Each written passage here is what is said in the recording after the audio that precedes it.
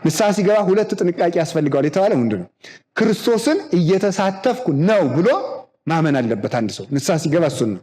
ሃይማኖት የሌለው ሰው ንስሐ ቢገባም አይድንም ሲጀመር ማለት ነው። ሃይማኖት የሌለው ሰው ንስሐ ቢገባም አይድንም፣ ንስሐው አያድነውም።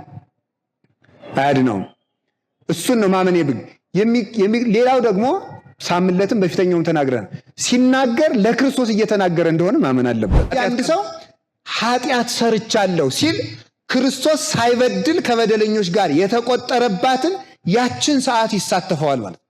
ያችን እንደማገዝ ነው የሚቆጠረው ማለት ነው። ውዳሴ ማርያም እጮሃለሁ ድንግል እናቴን እጠራለሁ። ንስሐ መግባት ማለት ክርስቶስን መሳተፍ ማለት ነው። ክርስቶስን መሳተፍ ማለት ነው። ክርስቶስን እንዴት እንደምንሳተፍ እነግራቸዋለሁ። ክርስቶስን እንዴት እንደምንሳተፈው ክርስቶስን በምንሳተፍበት ጊዜ ሁለት መሰረታዊ ነገሮች ያስፈልጋሉ።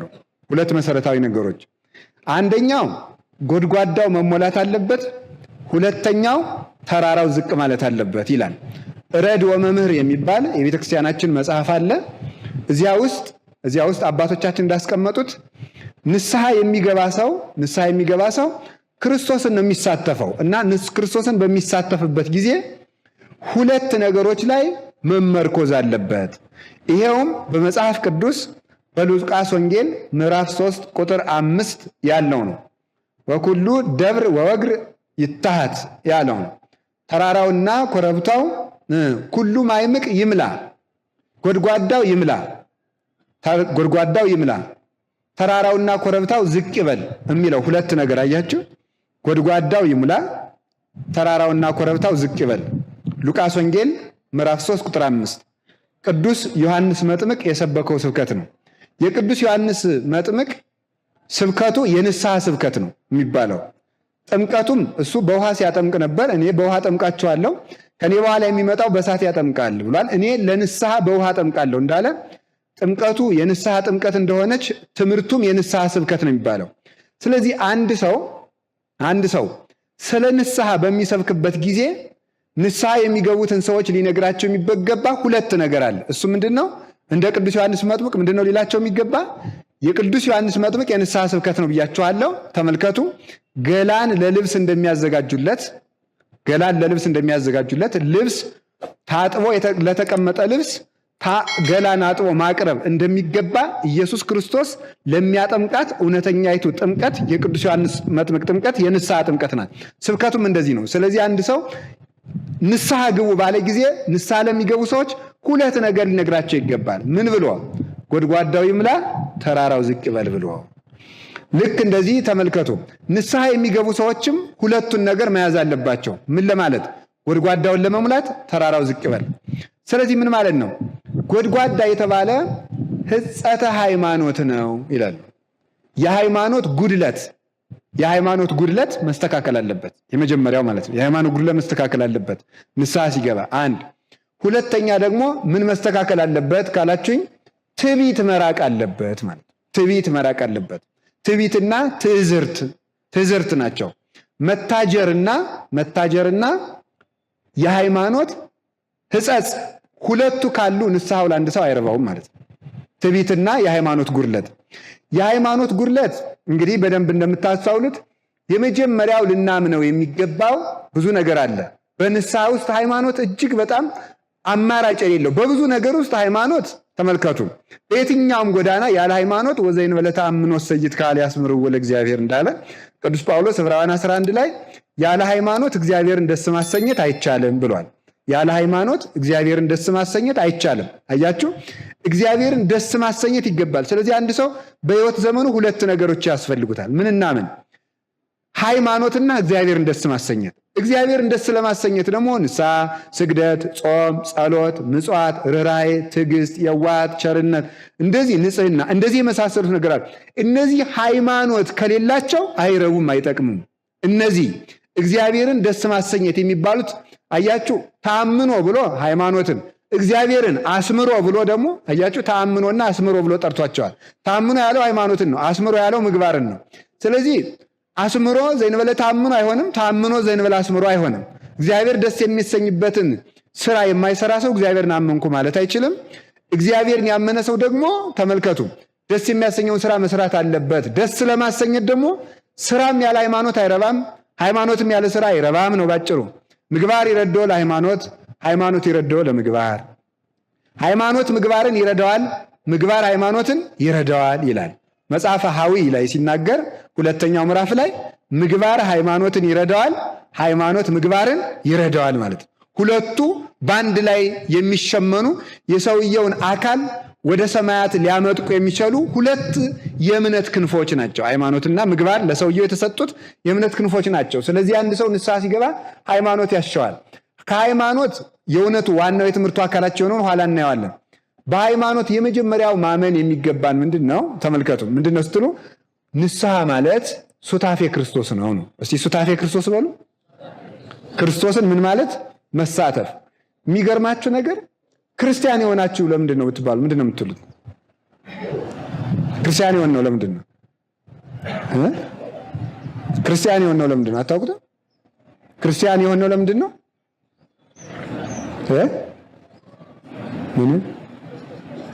ክርስቶስን ለመሳተፍ ነው። በቃ የክርስትና ዓላማው ክርስቶስን መሳተፍ ነው። አንድ ሰው ክርስቲያን የሆንክ ለምንድን ነው ወይም እምጾም እምጸልይ ለምንድን ነው ሲባል ገነት ለመግባት ካለ ተሳስቷል። ገነት መግባት ኋላ የሚመጣ ነገር ነው። የመጀመሪያው ሱታፌ ክርስቶስ ነው። ያ ማለት ምን ማለት ነው? ለምሳሌ እኔ እዚህ ውስጥ መጽሐፍ ቢኖረኝ የኔን መጽሐፍ ለማግኘት ወደ እኔ መምጣት አለበት ማለት ነው። ገነት የእግዚአብሔር ገንዘብ ናት። የኔን ገንዘብ ማግኘት የሚፈልግ ሰው ወደ እኔ መምጣት እንደሚገባ ሁሉ የእግዚአብሔርን ገንዘብ ከማግኘት በፊት የእግዚአብሔር መሆን ይቀድማል ማለት ነው። የእግዚአብሔር መሆን ይቀድማል። ገነት፣ መንግስተ ሰማያት የሚባሉ ነገሮች በሙሉ ጤና፣ ሀብት ወዘተርፈ የሚባሉ ነገሮች የእግዚአብሔር ገንዘቦች ናቸው። የእግዚአብሔር ያልሆነ የእግዚአብሔርን ገንዘብ አያገኝም። ቀድሞም ቢሆን የእግዚአብሔር ባለመሆን ነበር ከእግዚአብሔር ርስት ከገነት ተባረን የነበረው። የሰይጣን የሆነ ሰው በእግዚአብሔር መንግስት እድል ፈንታ ጽዋ ተርታ ስለሌለው ገነት ደግሞ የእግዚአብሔር ርስት በመሆኗ የዲያብሎስን ስራ በመስራታችን ከእግዚአብሔር መንግስት ከገነት የተባረንበት ዋናው ምክንያት ስለዚህ ነው። ስለዚህ አንድ ሰው በእግዚአብሔር መንግስት እድል ጽዋ ተርታ እንዲኖረው ምን ማድረግ አለበት ሲባል የእግዚአብሔር መሆን አለበት። የእግዚአብሔር የሚሆነው በምንድን ነው ሲባል የእግዚአብሔርን ግብረ ባህሪ በመሳተፍ ነው። የእግዚአብሔር ባህሪ እና የእግዚአብሔር ግብረ ባህሪ የሚባሉ ነገሮች አሉ። የእግዚአብሔር ባህሪ የሚባለው አይታወቅም። የእግዚአብሔር ባህሪ የሚባለው መንግስቱ፣ ርቀቱ፣ እንደዚህ ያለው ነገሩ በቃ የእግዚአብሔር ውሳጣዊ የሆነና አፋዊ የሆነ ኩለንታዊ ባህሪው ኩለንታ አካሉ አይታወቅም። ኩለንታ አካሉን ፈጽሞ ያየው የለም ማለት የእግዚአብሔርን ምልዓተ አካሉን ያየው የለም። እግዚአብሔር ለምሳሌ በዚህ አየሁት ብትል በመሬት በታች ማየት አትችልም። በመሬት በታች አየሁት ብትል በጠፈር ላይ ማየት አትችልም። በጠፈር ብታየው በመሰረተ ዓለም ማየት አይቻልም። በመልዕልተ ዓለም ማየት አይቻልም። እንበላ ዓለም ማየት አይቻልም። በውሳጤ ዓለም ማየት አይቻልም። ስለዚህ እግዚአብሔር በዓለምም ያለምም ያለ ስለሆነ እግዚአብሔር ባህሪውን ምልዓተ አካሉን ምልዓተ ባህሪውን የሚያውቅ የለም። ምልዓተ አካሉ ስለማይወሰን ማለት ነው። ስለማይወሰን ፍጡሩን የእግዚአብሔር የፍጡር አካል ውሱን አካልና ድኩም አካል በመሆኑ ምክንያት ምሉ አካልን እና ተመልከቱ ኃያል ረቂቅ አካልን ማየት ፈጽሞ አይቻለውም። እግዚአብሔር ለቅዱሳን ተገለጥን እንኳን ባልን ጊዜ በዘፈቀደ ነው የሚባለው። በዘፈቀደ ማለት በወደደ መጠን ለሰዎች እንደያቅማቸው መጠን ነው። ለምሳሌ አሁን ተመልከቱ አንድን ሰው በዓይናችን ብሌን ብናየው ሰውየው በዓይናችን ልክ አይደለም። የሰውየው ቁመት ከዓይናችን ፈጽሞ ይላል። እንኳን ዓይን ለምሳሌ ዓይን እንኳን እኔን በጠቅላላ ልታይ እጄን ማየት አትችልም። ግን ለሷ በሚገባት መጠን ተመልከቱ የሰውየው ምስል ለሷ ለዓይን ተቀርጾ ይታያታል ማለት ነው። እግዚአብሔር ለኛ በሚገባን መጠን ይታያል። ከምልዓቱ ግን ሳይወሰን ነው። ምልዓተ አካሉ አይታወቅም፣ ምልዓተ ባህሪውም አይታወቅም። ስለዚህ ምኑን ነው የምንሳተፍ ከተባለ የእግዚአብሔር ግብረ ባህሪ የሚባል አለ። ባህሪው አይታወቅም። በደንብ ስሙኝ። ባህሪው አይታወቅም፣ ግብረ ባህሪው ይታወቃል። እስቲ ግብረ ባህሪ በሉ። ምን አላችሁ? ግብረ ባህሪ ማለት ነው የባህሪው መገለጫ ማለት ነው። የባህሪው መገለጫ አንድ ሰው እግዚአብሔርን በቅድስና ተሳተፈው ሲባል የእግዚአብሔርን ሱታፊ ያገኘ ሲባል በምን አገኘ ሲባል በግብረ ባህሪው ነው። ለምሳሌ ተመልከቱ እግዚአብሔር ንጉስ ነው። ለእግዚአብሔር ንጉስነት ባህሪው ነው። ምኑ ነው የሚባለው? ግብረ ባህሪው ነው የሚባለው። ንጉስነት የሚባለው ስም ለምሳሌ እኛ አንድን ትልቅ ባለስልጣን ማክበራችንን የምንገልጥበት የመጨረሻ ስም ንጉስ ስለሆነ ነው እንጂ እግዚአብሔር ግን ንጉስ ብቻ ስለሆነና ንጉስነት የሚበቃው ስለሆነ አይደለም ማለት ነው። እኛ የምናውቀው የስልጣን መጠን እንደዚያ ስለሆነ ነው። ስለዚህ እግዚአብሔር በሰው የቋንቋ መጠን የሚነገር የስልጣን ጌትነት ነው እንጂ የሚነገርለት ከሰው ቋንቋ ውጭ የሆነውን ማወቅ አይቻልም።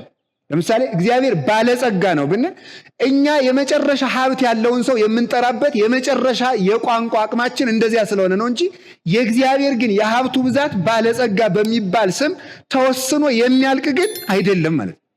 እግዚአብሔር ምሉ ነው እንላለን፣ ሙሉ ነው እንላለን። ለምሳሌ ውሃን በእንስራ ሲሞላ ምንድን ነው የምንለው?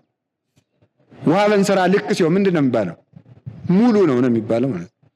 እህል በአቅማዳስ ምንድን ነው የሚባለው? ሙሉ ነው። አያችሁ፣ የሰው የቋንቋ አቅሙ እንደዚያ ስለሆነ እንጂ እግዚአብሔር ግን ሙሉ በሚባል ቋንቋ ልክ ብቻ የሚሆን አይደለም። እግዚአብሔር ሙሉ የሚባል ለእግዚአብሔር ቤትም መገኘትና ዓለምን በእጁ መያዝ ሙሉ የሚባል ስም አይበቃውም። ለእግዚአብሔር ገዥነት ንጉስ የሚባል ስም አይበቃውም። ለእግዚአብሔር ሀብታምነት ሀብታም የሚለው ስም ራሱ አይበቃውም። ስለዚህ ተመልከቱ፣ ይሄ ምንድነው? መገለጫው ነው። ስለዚህ አንድ ሰው እግዚአብሔርን ተሳተፈ፣ እግዚአብሔር አደረበት በተባልን ጊዜ አካሉ ተወስኖ በሰውየው አካል የእግዚአብሔር ምልዓተ አካል ያድራል ሳይሆን ግብረ ባህሪውን፣ ረድኤቱን፣ ልግስናውን፣ ቸርነቱን ይዋሃዳል። የእግዚአብሔርን ርቀቱን ሙሉውን ተሳትፎት የሚያውቀው የለም። የርቀቱን መገለጫ ግን ተሳትፎ ሰው በእግዚአብሔር ይሰወራል ማለት ነው። ከእግዚአብሔር ስውርነት የተነሳ ሰው ይሰወራል ማለት ነው። ከእግዚአብሔር ባለጸግነት የተነሳ ሰው ባለጸጋ ይሆናል። ከእግዚአብሔር ኃይል የተነሳ ሰው ኃያል ይሆናል። ከእግዚአብሔር ሕያውነት የተነሳ ሰው ሕያው ይሆናል ማለት ነው። ሰው ሕያው ይሆናል፣ ዘላለማዊ ይሆናል። ተመልከቱ፣ እስመ አነ ሕያው አንትሙኒ ተሐዩ። ተመልከቱ፣ እኔ ሕያው ነኝና እናንተም ሕያው ትሆናላችሁ ብሎ ጌታችን ዮሐንስ 6 ላይ ተናግሯል። እኔ ሕያው ነኝ፣ ከኔ ሕያውነት የተነሳ እናንተም ሕያው ትሆናላችሁ እንዳለ የእግዚአብሔርን ግብረ ባሕሩን ቀለል ባለ ምሳሌ ላስረዳችሁ አይደል? ይህንን ለመረዳት ፀሐይን ለምሳሌ እናስረዳ ልንገራችሁ። አሁን ፀሐይን ስንሞቅ የሞቅ ነው። ፀሐይን ስንሞቀው እኛ ላይ ሙቀቱ አካሉ አለ። አካል አላት ፀሐይ፣ ክብ አካል የምናውቀው ሙቀት አላት፣ ብርሃን አላት። አሁን እኛ ሲሞቀን ሙቀቱ ነው ብርሃኑ ነው አካሉ ነው የሞቀን በላይዟችሁ። አቤት ሙቀቱ ነው አይደለም? አካሉስ? ፀሐይ ግን የሙቀቱ ነው የብርሃኑ ነው የአካሉ መጠሪያ ነው። አቤት። ስለዚህ አሁን እናንተ የፀሐይን ሙቀቷን ሞኩት ነው ፀሐይን ሞኩት ነው የሚባለው። አቤት። ፀሐይ ሞኩ ይባላል። ግን ፀሐይን እንዲያርገን ጨብጠን አይደል የሞቅናት? ብንሞቃት የምታውለን የምታሳድረን ይመስላችኋል? አንድ ዳ ትጥለናል። ፀሐይ ሞኩ እንላለን። ግን ፀሐይ ለእኛ በሚሆነን መጠን ከሷ የሚሆነውን አግኝተን እንጂ ፀሐይን ታቅፈናት አይደለም ማለት ነው። የእግዚአብሔር የሆነውን ቸርነቱን ነው እንጂ የምንዋሃደው እግዚአብሔርን በምልዓት አይቶትም ሰምቶትም ጨብጦትም የሚያውቅ ሰው የለም በድንግል ማርያም በአካል ከመወሰኑ በቀር። ከሷም ቢሆን ስጋን ሲለብስ ተመልከቱ፣ ምልዓቱ ሳይወሰን በምልዓት እንዳለ ነው። ያ ነው ሱታፌ የሚባል። እሺ፣ እግዚአብሔር እንድንሳተፍ አምላከ ቅዱሳን ይርዳን። ለምሳሌ ስናውቅ የአብን ልብነት ነው የምንሳተፍ። ግን አብን ልብ እናደርጋለን ማለት ግን አይደለም። ስንናገር የወልድን እውነት ስንናገር ነው፣ ውሸት የሚናገረው ሁሉ አይደለም። ስንናገር ደግሞ የወልድን ቃልነት ነው የምንሳተፈው። ዘላለማዊ ነገር ስንሰራ ደግሞ የመንፈስ ቅዱስን እስትንፋስነትና ሕይወትነት እንሳተፋለን ማለት ነው። ሶስቱ የምናስበው የምንናገረውና የምንኖረው አንድ አይነት ሲመጣ ደግሞ የሥላሴን አንድነት እንሳተፋለን ማለት ነው። ስለዚህ ተመልከቱ፣ ይሄ ሃይማኖት በኑሮ ሲሳተፉት ይባላል ማለት ነው። ሃይማኖት በኑሮ ሱታፌ ሲገለጥ ማለት ነው። አሁን ወደ ንስሐው እንምጣ፣ ባጭሩ ስናሳጥረው ማለት ነው። አሁን አንድ ሰው የትኛውም ሲጠመቅም ማንኛውም ባጭር ቃል በሕይወታችሁ ዘመን የምትኖሩት ማንኛውም ክርስቲያን ክርስቶስን ካልተሳተፈ ክርስቲያን አይደለም። በሉ አንድ ጊዜ ማንኛውም ክርስቲያን ሆነ ክርስቶስን ካልተሳተፈ ምን አይደለም? ክርስቲያን አይደለም ማለት ነው። ክርስቶስን ካልተሳተፈ ክርስቲያን አይደለም። ለምሳሌ የክርስቶስ አባቱ ማን ይባላል? አይዟችሁ በሉ። እኔ ይላችሁ ከባድ ጥያቄ ስጠይቃችሁ ጭጭ ትላላችሁ፣ ቀላል ስጠይቃችሁም ጭጭ ትላላችሁ። ቀላሉን እየናቃችሁት ነው። እሺ የክርስቶስ አባት ማን ነው? አብ። በጣም ጥሩ። አብ የሰማይ አባት አለው አይደል? አለው የለውም? አለው። ስለዚህ እኛም አባታችን ወይ ብለን አብን አባቱ ስናደርግ ማንን እየተሳተፍን ነው? ክርስቶስን እየተሳተፍን ነው። ክርስቶስ እናት አለችው አይደለም? ድንግል ማርያምን እናታችን ሆይ ስንል ማንን እየተሳተፍን ነው? ክርስቶስን እየተሳተፍን ነው። ተጠምቋል አይደለም እንዴ? ተጠምቋል። ስንጠመቅ ማን እንሳተፋለን? ክርስቶስ እንሳተፋለን ማለት ነው። ተሰዷል። ስንሰደድ ማን እንሳተፋለን? ሰርቆ የሚሰደደው ሁሉ ግን አይደለም፣ በሃይማኖት የሚሰደድ ነው። በሃይማኖት የሚሰደድ ሰው ክርስቶስን ይሳተፋል ማለት ነው። ከዚያ ተመልከቱ፣ ጾሟል። ስንጾም ማን እንሳተፋለን? ባላይዟችሁ ማንን? ክርስቶስን እንሳተፋለን ማለት። ጌታችን ኢየሱስ ክርስቶስ በድሃ ሥጋ ነው የተገለጠ፣ በድህነትም ነው የኖረ በምድር ላይ ባለጸጋ ሲሆን ራሳችን ክርስቶስ አውቆ ድሃ የሆነ ሰው ክርስቶስን ይሳተፋል። አቶ ድሃ የሆነ አይደለም። ምን የሆነ ነው? አውቆ ድሃ የሆነ ማለት ነው። አውቆ ድሃ የሆነ አልጋ እያለው ከመሬት የሚተኛ መብላት እየቻለ የሚራብ ጉልበት እያለው የማይማታ አንደበት እያለው የማይናገር እያወቀ አላውቅም የሚል ተምሮ አስተምሩኝ የሚል እሱ ምን ይባላል? ምን ይባላል? እሱ ክርስቶስን ተሳተፈው ይባላል። አሁን ዛሬ ደግሞ ክርስቶስን ከምንሳተፍባቸው መንገዶች አንዱ ቀኖና ነው። እስቲ ቀኖና በሉ። ቀኖና ከመግባታችን በፊት ተመልከቱ፣ ይህንን ነው። ስለዚህ አንድ ሰው ንስሐ ሲገባ ማመን ያለበት ምኑን ነው ስትሉኝ፣ ንስሐ ሲገባ ክርስቶስን እየተሳተፍኩ ነው ብሎ ማመን አለበት ማለት ነው። ንስሐ ሲገባ ሁለት ጥንቃቄ ያስፈልገዋል የተባለ ምንድን ነው? ክርስቶስን እየተሳተፍኩ ነው ብሎ ማመን አለበት አንድ ሰው ንስሐ ሲገባ። እሱን ነው።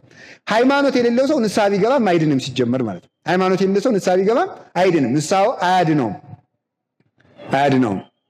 እሱን ነው ማመን ሌላው ደግሞ ሳምለትም በፊተኛውም ተናግረን ሲናገር ለክርስቶስ እየተናገረ እንደሆነ ማመን አለበት። ለክርስቶስ እየተናገረ እንደሆነ ማመን አለበት። ያለዚያ ግን ለካህኑ ኃጢአት እየተናገረ እንደሆነ ከገባው አንደኛ ጉድለት ይሰማዋል። ንስሐውን ተናዞ ሲጨርስ ሙሉ ሰላም ይዞ አይሄድም። አሁንም ይወቅሰዋል፣ ይወገዋል። ሁለተኛ ደግሞ ምን ሊሰማው ይችላል? ይሄ ሰው ለክርስቶስ እየተናዘዘ እንደሆነ ካልተሰማውና ካላመነ በትክክል ለቄሱ ሲናገር ለክርስቶስ እየተናገረ እንደሆነ ካልገባው ኃጢአት ቀንሶ ሊያስቀር ይችላል ማለት ኃጢአት ቀንሶ ሊያስቀር ይችላል። አንዳንዷን ተናግሮ ቀንሶ ያስቀራል። ስለዚህ ተመልከቱ፣ ይሄ ሰው ማንን እየሰደበ ነው? ክርስቶስን እየሰደበ ነው ማለት። ምክንያቱም እየተናዘዘ ለክርስቶስ የሚናዘዘው ለክርስቶስ ከሆነ ከክርስቶስ ደብቆ ሲያስቀር ክርስቶስን አታውቅብኝም ብሎ እየዋሸው ነው ማለት ነው አንድ ሰው ማለት። ስለዚህ ተናዞም ሲናዘዝም ቀንሶ ላለማስቀረት፣ ሁለተኛ የነገርኩት ለእግዚአብሔር ስለሆነ እግዚአብሔር ደግሞ ሁሉን ቻይ ነውና ምንም ቢበዛ ይፍቅልኛል ብሎ ማመን አለበት። ስለዚህ ሃይማኖት ለንስሐ ወሳኝ ነው። ሃይማኖት ለንስሐ ወሳኝ ነው። በዚህ በሃይማኖት ውስጥ አሁንም ደግሞ ስታውቁት ምንድነው? አንድ ሰው ለካህን ከተናገረ ለኢየሱስ ክርስቶስ ነው የተናገረ ብለናል። ለኢየሱስ ክርስቶስ ከሆነ የተናገረው ኢየሱስ ክርስቶስ ይቅር ያለው ኃጢአት መልሶ ምንድነው? ተመልከቱ። ክርስቶስ ጽኑ ሐኪም ነው። ጽኑ ሐኪም ብቻ አይደለም፣ ጽኑ መድኃኒት ነው። ጽኑ ፈውስ ነው። ምን ማለት ነው? የምድር ባለመድኃኒቶች ደጋግመው አክመው ላይፈውሱም ይችላሉ፣ ሊፈውሱም ይችላሉ። ክርስቶስ ግን ይቅር ያለው መልሶ አያስጠይቅ። ክርስቶስ የፈወሰው መልሶ አይታመምም። ስለዚህ አንድ ሰው ተመልከቱ፣ ለክርስቶስ ነግሬያለሁ ካልክ፣ ለክርስቶስ ተናዝዣለሁ ካልክ መልሰ መናዘዝ አያስፈልግም። ምክንያቱም ጽኑ መድኃኒት ነውና ማለት ነው። ጽኑ መድኃኒት ነውና መልሼ እጠየቅበታለሁ ብሎ መስጋት አይገባው። ክርስቶስ ባህር ነው። ባህር ውስጥ የተጣለ ደብዳቤ መልሶ አይነበብም። ለካህን የተናዘዙት ኃጢአት በሌላ ቀን መልሶ መናዘዝ የኢየሱስ ክርስቶስን ባህርነት መቃወም ነው ማለት ነው።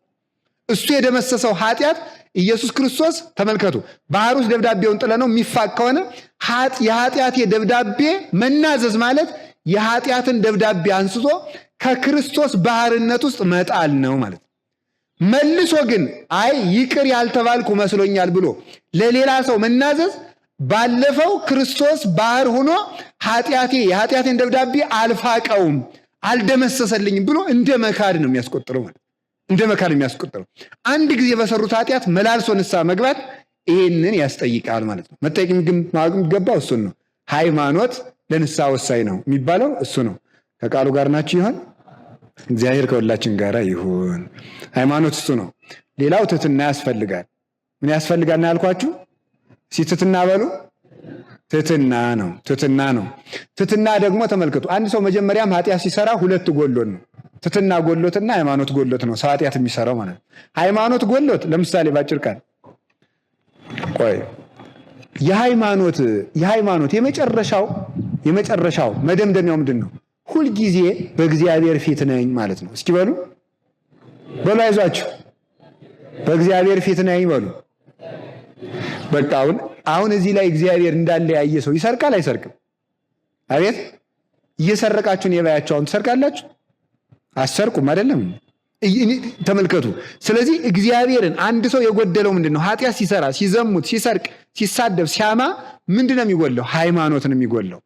ሃይማኖት ምንድን ነው የሚጎለው ስትሉ እግዚአብሔር ከፊቱ እያየ ተመልከቱ፣ የአላየኝም እንደማለት ነው። ተሸሽጎ ኃጢአት መስራት ማለት። ስለዚህ ተመልከቱ የዚያን ዋጋ ኃጢአት መስራት ማለት ከክደት እኩል ስለሆነ ያንን ጉድለቱን ነው አምኖ የሚሞላለት ማለት ነው። ያንን ጉድለቱን ይሞላለታል። ስለዚህ ትሕትና የሚያስፈልገው ደግሞ ለምንድን ነው? በትሕትና የምንሞላበት ምክንያት ሰው ኃጢአት ሲሰራ አሁንም ትሕትና ጎሎት ነው፣ ድፍረት ነው፣ እግዚአብሔርን ደፍሮ ነው።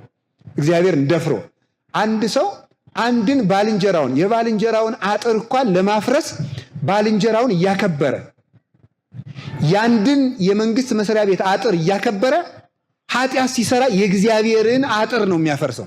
ድፍረት ነው። የእግዚአብሔርን መቅደስ ነው የሚያፈርሰው። ደፋርነት ነው። ስለዚህ ኃጢአት ማለት ጎደሎነትና ደፋርነት ነው። ቅዱስ ዮሐንስ አፈወርቅ ደግሞ ምን አለ? ያጎደለ ሌባ የጨመረን ደፋር እንለዋለን ብሏል። ያጎደለ ሌባ የጨመረን ደፋር፣ ሕግ የተላለፈ በመተላለፉ ትዕቢተኛ ሆኗል። ትዝርት ነው። ተመልከቱ። እንደገና እግዚአብሔር እያየው የማያየው መስሎት ኃጢአትን ሲሰራ ደግሞ እምነት እየጎደለው ነው። ሁለቱ የሚሞላለት ደግሞ አያችሁ፣ ተመልከቱ። ኃጢአት ስንሰራ ትዕቢትና ምንድን ነው? ሃይማኖትና ትሕትና ጎሎን ነበረ። ሃይማኖትና ትሕትና በሉ።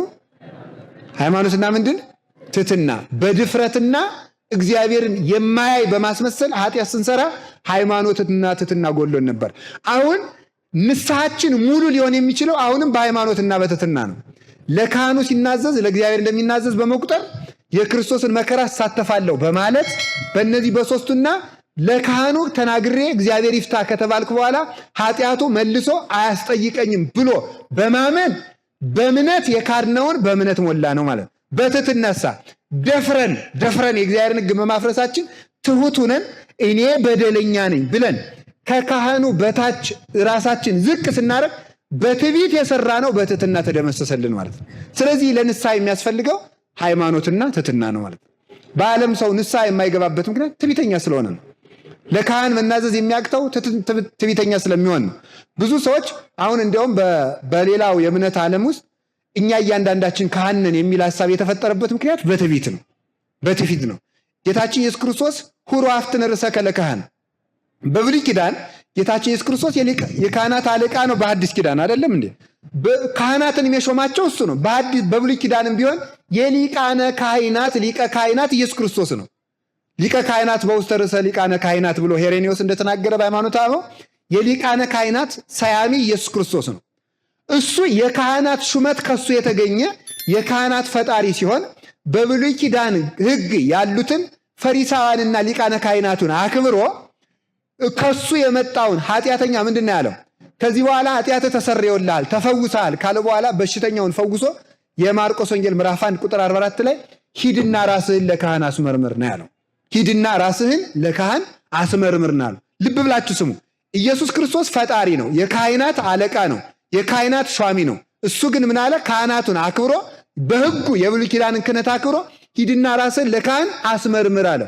ለካህን አስመርምር ያለው ተመልከቱ፣ ካህኑ የሚያገናኘው ከክርስቶስ ከእግዚአብሔር ጋር ነው። ተመልከቱ፣ ካህኑ የሚያመጣው ወደ እግዚአብሔር ከሆነ ወደ እግዚአብሔር የመጣውን ሰው ወደ ካህን ሂድ ማለት ምን ማለት ነው? በደንብ ስሙ።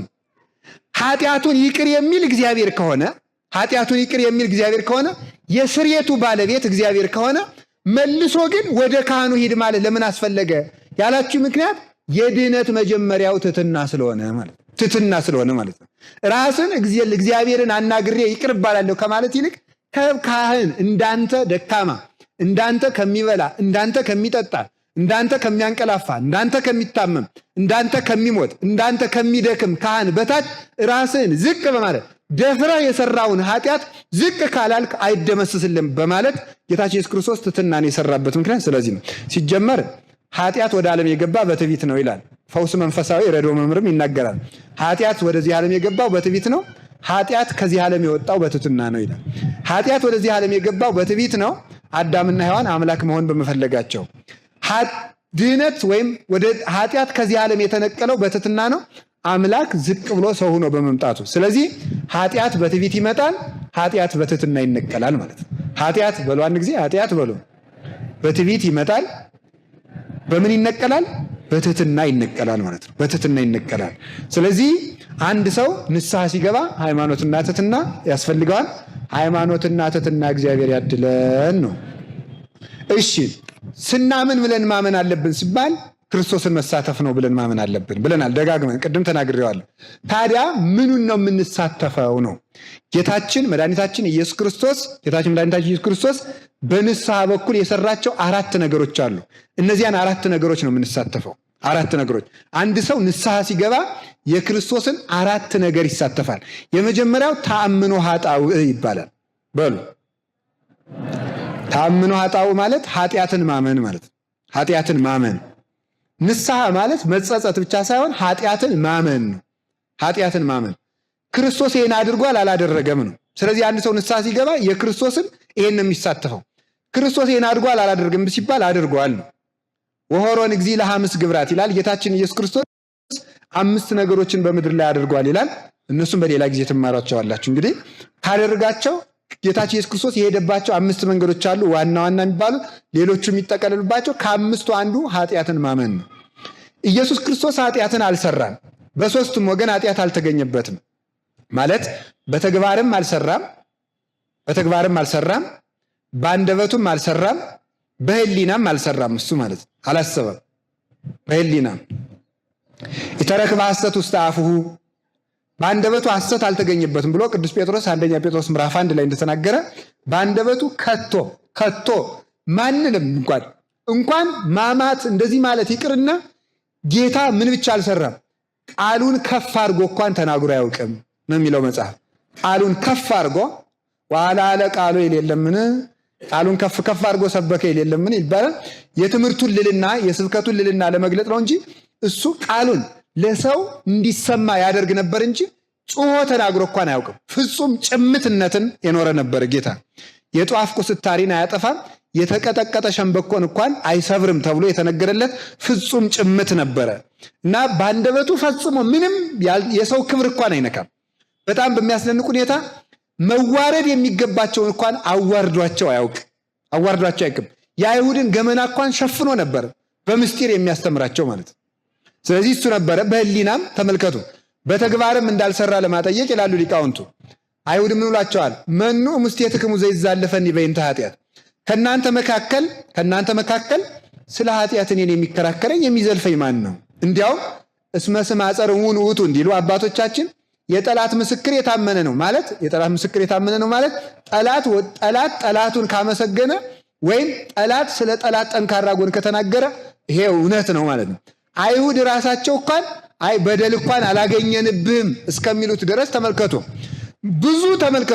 ብዙ መልካም ስራ አሳይቻችኋለሁ። ተመልከቱ፣ ካሳየኋችሁ መልካም ስራዎች መካከል ተመልከቱ፣ በየትኛው ነው በድንጋይ የምትወግሩኝ ቢላቸው፣ በእንተ ሰናይሰ ግብርከ ይንወግረከ፣ ስለሰራሃቸው መልካም ስራዎች ይሄኛው የከፋ ነው የምንልህ እንኳን የለም፣ ብቻ እንደው ልንገልህ ልንወግር የምንፈልገው እንዲሁ እግዚአብሔር ነኝ የምትለው ነገር ነው የከበደን ብለው ከመናገር በቀር አንዳችም ነገር በክርስቶስ ላይ በደል አላገኙበትም። ሰይጣን እንኳን ተመራምሮ ሰውን የሚያጠፋበት የህሊና ኃጢአት እንኳን እንዳልተገኘበት በህሊናው እንኳን አይሁድን እንኳን በጣም ተመልከቱ ኢተቀየመ ተብሎ እስኪነገርለት አያችሁ። በአንደበት አለመናገር ብቻ አይደለም፣ በተግባር አለመስራት ብቻ አይደለም። በአይሁድ እንኳን እነዚህ ክፉዎች ብሎ እንኳን ባይቀስፋቸውም በልቡ እንኳን አልተቀየማቸውም። በልቡ እንኳን ጠላቶችን እስካለመቀየም ድረስ ምንም ነውር ያልተገኘበት ንጹሕ በግ ነው ኢየሱስ ክርስቶስና ወይመጽእ መልአኩ ለዝንቱ ዓለም ወይረክም እንተኒ በላዕሌ የዚህ ዓለም የጨለማው ገዥ ዲያብሎስ ይመጣል ምንም አይነት እኔን አሳልፎ ለመስጠቱ ምንም አይነት የኃጢአት ምክንያት አያገኝብኝም ብሎ ራሱ እንደተናገረ አልተገኘበትም። ታዲያ ለምንድን ነው ተአምኖ ኃጣው የተባለው ካላችሁኝ በደለኛ ነህ ሲባል ዝም ማለቱ ነው። በደለኛ ነህ ሲባል ዝም ማለቱ እንግዲህ ልብ ብላችኋል። ጌታችን ኢየሱስ ክርስቶስ በዕለተ ዓርብ ከተቀበለው መከራ አንዱ ስድብ ነው። ስድብ በጣም ብዙ ስድቦችን ነበር ሲሰድቡት የነበረው። ሌሊቱም ሙሉ ሲሰደብ ያደረው ብቻ ይበቃል። ሌሊት የጸሎተ ሐሙስ ዕለት ማታ በጌቴሴማኒ የአትክልት ቦታ ከያዙት በኋላ አይሁድ 65 ጊዜ እየወደቀ ነበረ ከቀያፋ ግቢ ያደረሱት ማለት ነው። ከገና እስከሚደርስ ሳይፈረድበት ገና እስከዚያ ድረስ እንኳን እየጎተቱ እየተሳደቡ ነው የወሰዱት። ያን ሁሉ ስድብ ሲሰዱት ሲያድሩ ከምሽቱ 3 ሰዓት እስከ ቀኑ 9 ሰዓት 18 ሰዓት በሙሉ ስለሚናገሩት ነገር አንድ ነገር አልመለሰም። አንድ ነገር ሰንበትን ሽረሃል ስድብ ነው። የሕግ ባለቤት ሰንበትን ሽረሃል ሲባል ዝም ማለት ኃጢአቱ ይስማማኛል እንደማለት ነው። ተመልከቱ፣ ኃጢአቱ ተመልከቱ የሕግ ባለቤት ነው ብያቸዋል። ይሄን ዝም አለ። ይሄን ዝም ነው ያለው። በደለኛ ነው ዝም፣ ወንበዴ ነው ሲባልም ዝም። እንዲያውም አባቶቻችን ክርስቶስ ታምኖ ኃጣውን የፈጸማት መቼ ነው ሲባለው አንደኛ ሲሰደብ ዝም ማለቱ፣ ተዘርዝሮ የተነገረውን የስድብ ኃጢአት ዝም ማለቱ ይገባኛል እንደማለት። የማይገባው ይገባኛል ካለ የሚገባ ተመልከቱ፣ አንተ የሚገባ ይገባኛል ብለህ ካልተናገርክ ምን ያህል ዕዳ ይጠብቃል። ሁለተኛ ደግሞ ከበደለኞች ጋር መቆጠር ነው። በግራና በቀኝ ተመልከቱ፣ ወሰቀሉ ምስሌሁ ክሌተ ፈያተ ተመልከቱ፣ 2 ወንበዴዎችን በግራና በቀኝ ሰቀሉ ይላል ማቴዎስ ወንጌል ምዕራፍ 27 ስታነቡ ማለት ነው። 2 ወንበዴዎችን በግራና በቀኝ ሰቀሉ። ለምን ሰቀሉ ሲባል ይሄ ተነግሮለታል። በደንብ ስሙ። ምን ብሎ ተነገረለት? ነቢዩ ኢሳይያስ ወተወለቆ ምስለ ጅጉያን ብሎ ተናግሮለታል። ትንቢተ ኢሳይያስ ምዕራፍ 53 ላይ ከበደለኞች ጋር ተቆጠረ ተብሎ ተጽፎለታል። እስኪ ከበደለኞች ጋር ተቆጠረ በሉ። ከበደለኞች ጋር ተቆጠረ ተብሎ ተነግሮለታል። ስለዚህ አንድ ሰው ኃጢአት ሰርቻለሁ ሲል ክርስቶስ ሳይበድል ከበደለኞች ጋር የተቆጠረባትን ያችን ሰዓት ይሳተፈዋል ማለት። ያችን እንደማገዝ ነው የሚቆጠረው ማለት። ያችን መከራ እኔ ልሸከምልህ፣ እኔ በደለኛ ልባልልህ፣ አንተ ልትባል አይገባህም ብሎ በክርስቶስ ምትክ ለሱ መከራ እንደመቀበልና መከራው እንደመሳተፍ ይቆጠርለታል። ተመልከቱ፣ ከበደለኞች ጋር ተቆጠረ ማለት በደለኛ ተባለ ማለት። በቀኝና በግራ የሰቀሉበት ምክንያት አንደኛ እየተሳለቁበት ነው።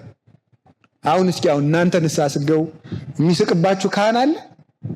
አሁን እኔ ሰርቄያለሁ ዘሙቻለሁ ቢለኝ አንድ ሰው ከትከት ብዬ እስቅበታለሁ። እንዴት እንዲህ ልታደርግ ይችላለሁ? ፈጽሞ እንደዚህ ያለለው አልችልም። በክርስቶስ ግን እንደዚያ ያሉት ለመሳለቅ ነው። እኛ ግን ማንም አይስቅብንም። እንዲያውም አክብሮ ልጄ በርታ፣ ልጄ በርቻ፣ አይዟችሁ ተብሎ ይችን ስገድና ና እግዚአብሔር ይቅር ይላል አስታመው ነው ካህናት የሚሸኙ። በክርስቶስ ግን ሳይበድል ነው የተሳቀበት። ተሳልቀውበት። ተሳልቆ ምንድን ነው? ንጉሥ አይደለ አንተ ንጉሥ ስለሆንክ ግራ አዝማችና ቀኝ አዝማች ሹመንልሃል ለማለት ሲሳለቁበት በግራና በቀኝ 2 ወንበዴዎችን ሰቅለዋል። ያንን ለመሳተፍ ነው ንስሐ የምንገባበት ምክንያት ማለት ነው። በሌላ በኩል ደግሞ አላችሁ ምን ለማለት ነው የሚባለው? ወንበዴ ነው ለማለት ይላል። ወንበዴ ነው ለማለት ምን ያ ምንድን ነው ይላል። በግራ ያለው ምንድን ነው? ወንበዴ እንዲሉ ይላሉ አባቶቻችን በትርጓሜ። በግራ ያለው ምንድን ነው? ወንበዴ። በቀኝ ያለውሳ ወንበዴ። መሃል ላይ ያለውሳ ብሎ ሲጠይቅ ይላል ክርስቶስ ሲሰቀል ያልነበረ ሰው አላፊ እንደው የሚያልፍ ሰው መጥቶ ያ በግራ ያለው ምንድን ነው? ወንበዴ ነው ብሎ ይመልሱልታል አይሁድ ማለት ነው። በቀኝ ያለውሳ ወንበዴ። ከመሃል ያለው ምንድን ነው? እሱስ እንደነሱ ነው እንጂ ልዩ ነው እንዴ ለማስባል እሱም ወንበዴ ነው ለማለት ወንበዴ ብሎ ለመጥራትና በወንበዴነት እንዲሰደብ ከወንበዴ ጋር ሰቀሉት። ስለዚህ ተመልከቱ፣ አንድ ሰው ወንበዴ ነኝ ብሎ ለካህን ሲናዘዝ ክርስቶስ ወንበዴ ነው ተብሎ ሎቱ ስብሐት የተሰደበውን ስድብ ይሳተፋል ማለት ነው። ስለዚህ አያችሁ ንስሐ መግባት ማለት እንዴት ያህል መታደል እንደሆነ። በዕለተ ዓርብ በክርስቶስ በግራና በቀኝ አብሮ እንደመሰቀል ነው የሚያስቆጥረው ማለት። በግራና በቀኝ እንደመሰቀል ከሱ ጋር እሱ ከወንበዴዎች ጋር ንጹሕ ወንበዴ እንደተባለ እኛ ወንበዴዎች ከንጹሕ ጋር ለመቆጠር ወንበዴ ነኝ እንላለን ማለት ነው። ገልብጣችሁ መረዳት ትችላላችሁ። ደግሜ ይህን አረፍተ ነገር ነግራችኋለሁ በደንብ መረዳት እንድትችሉ ማለት ነው።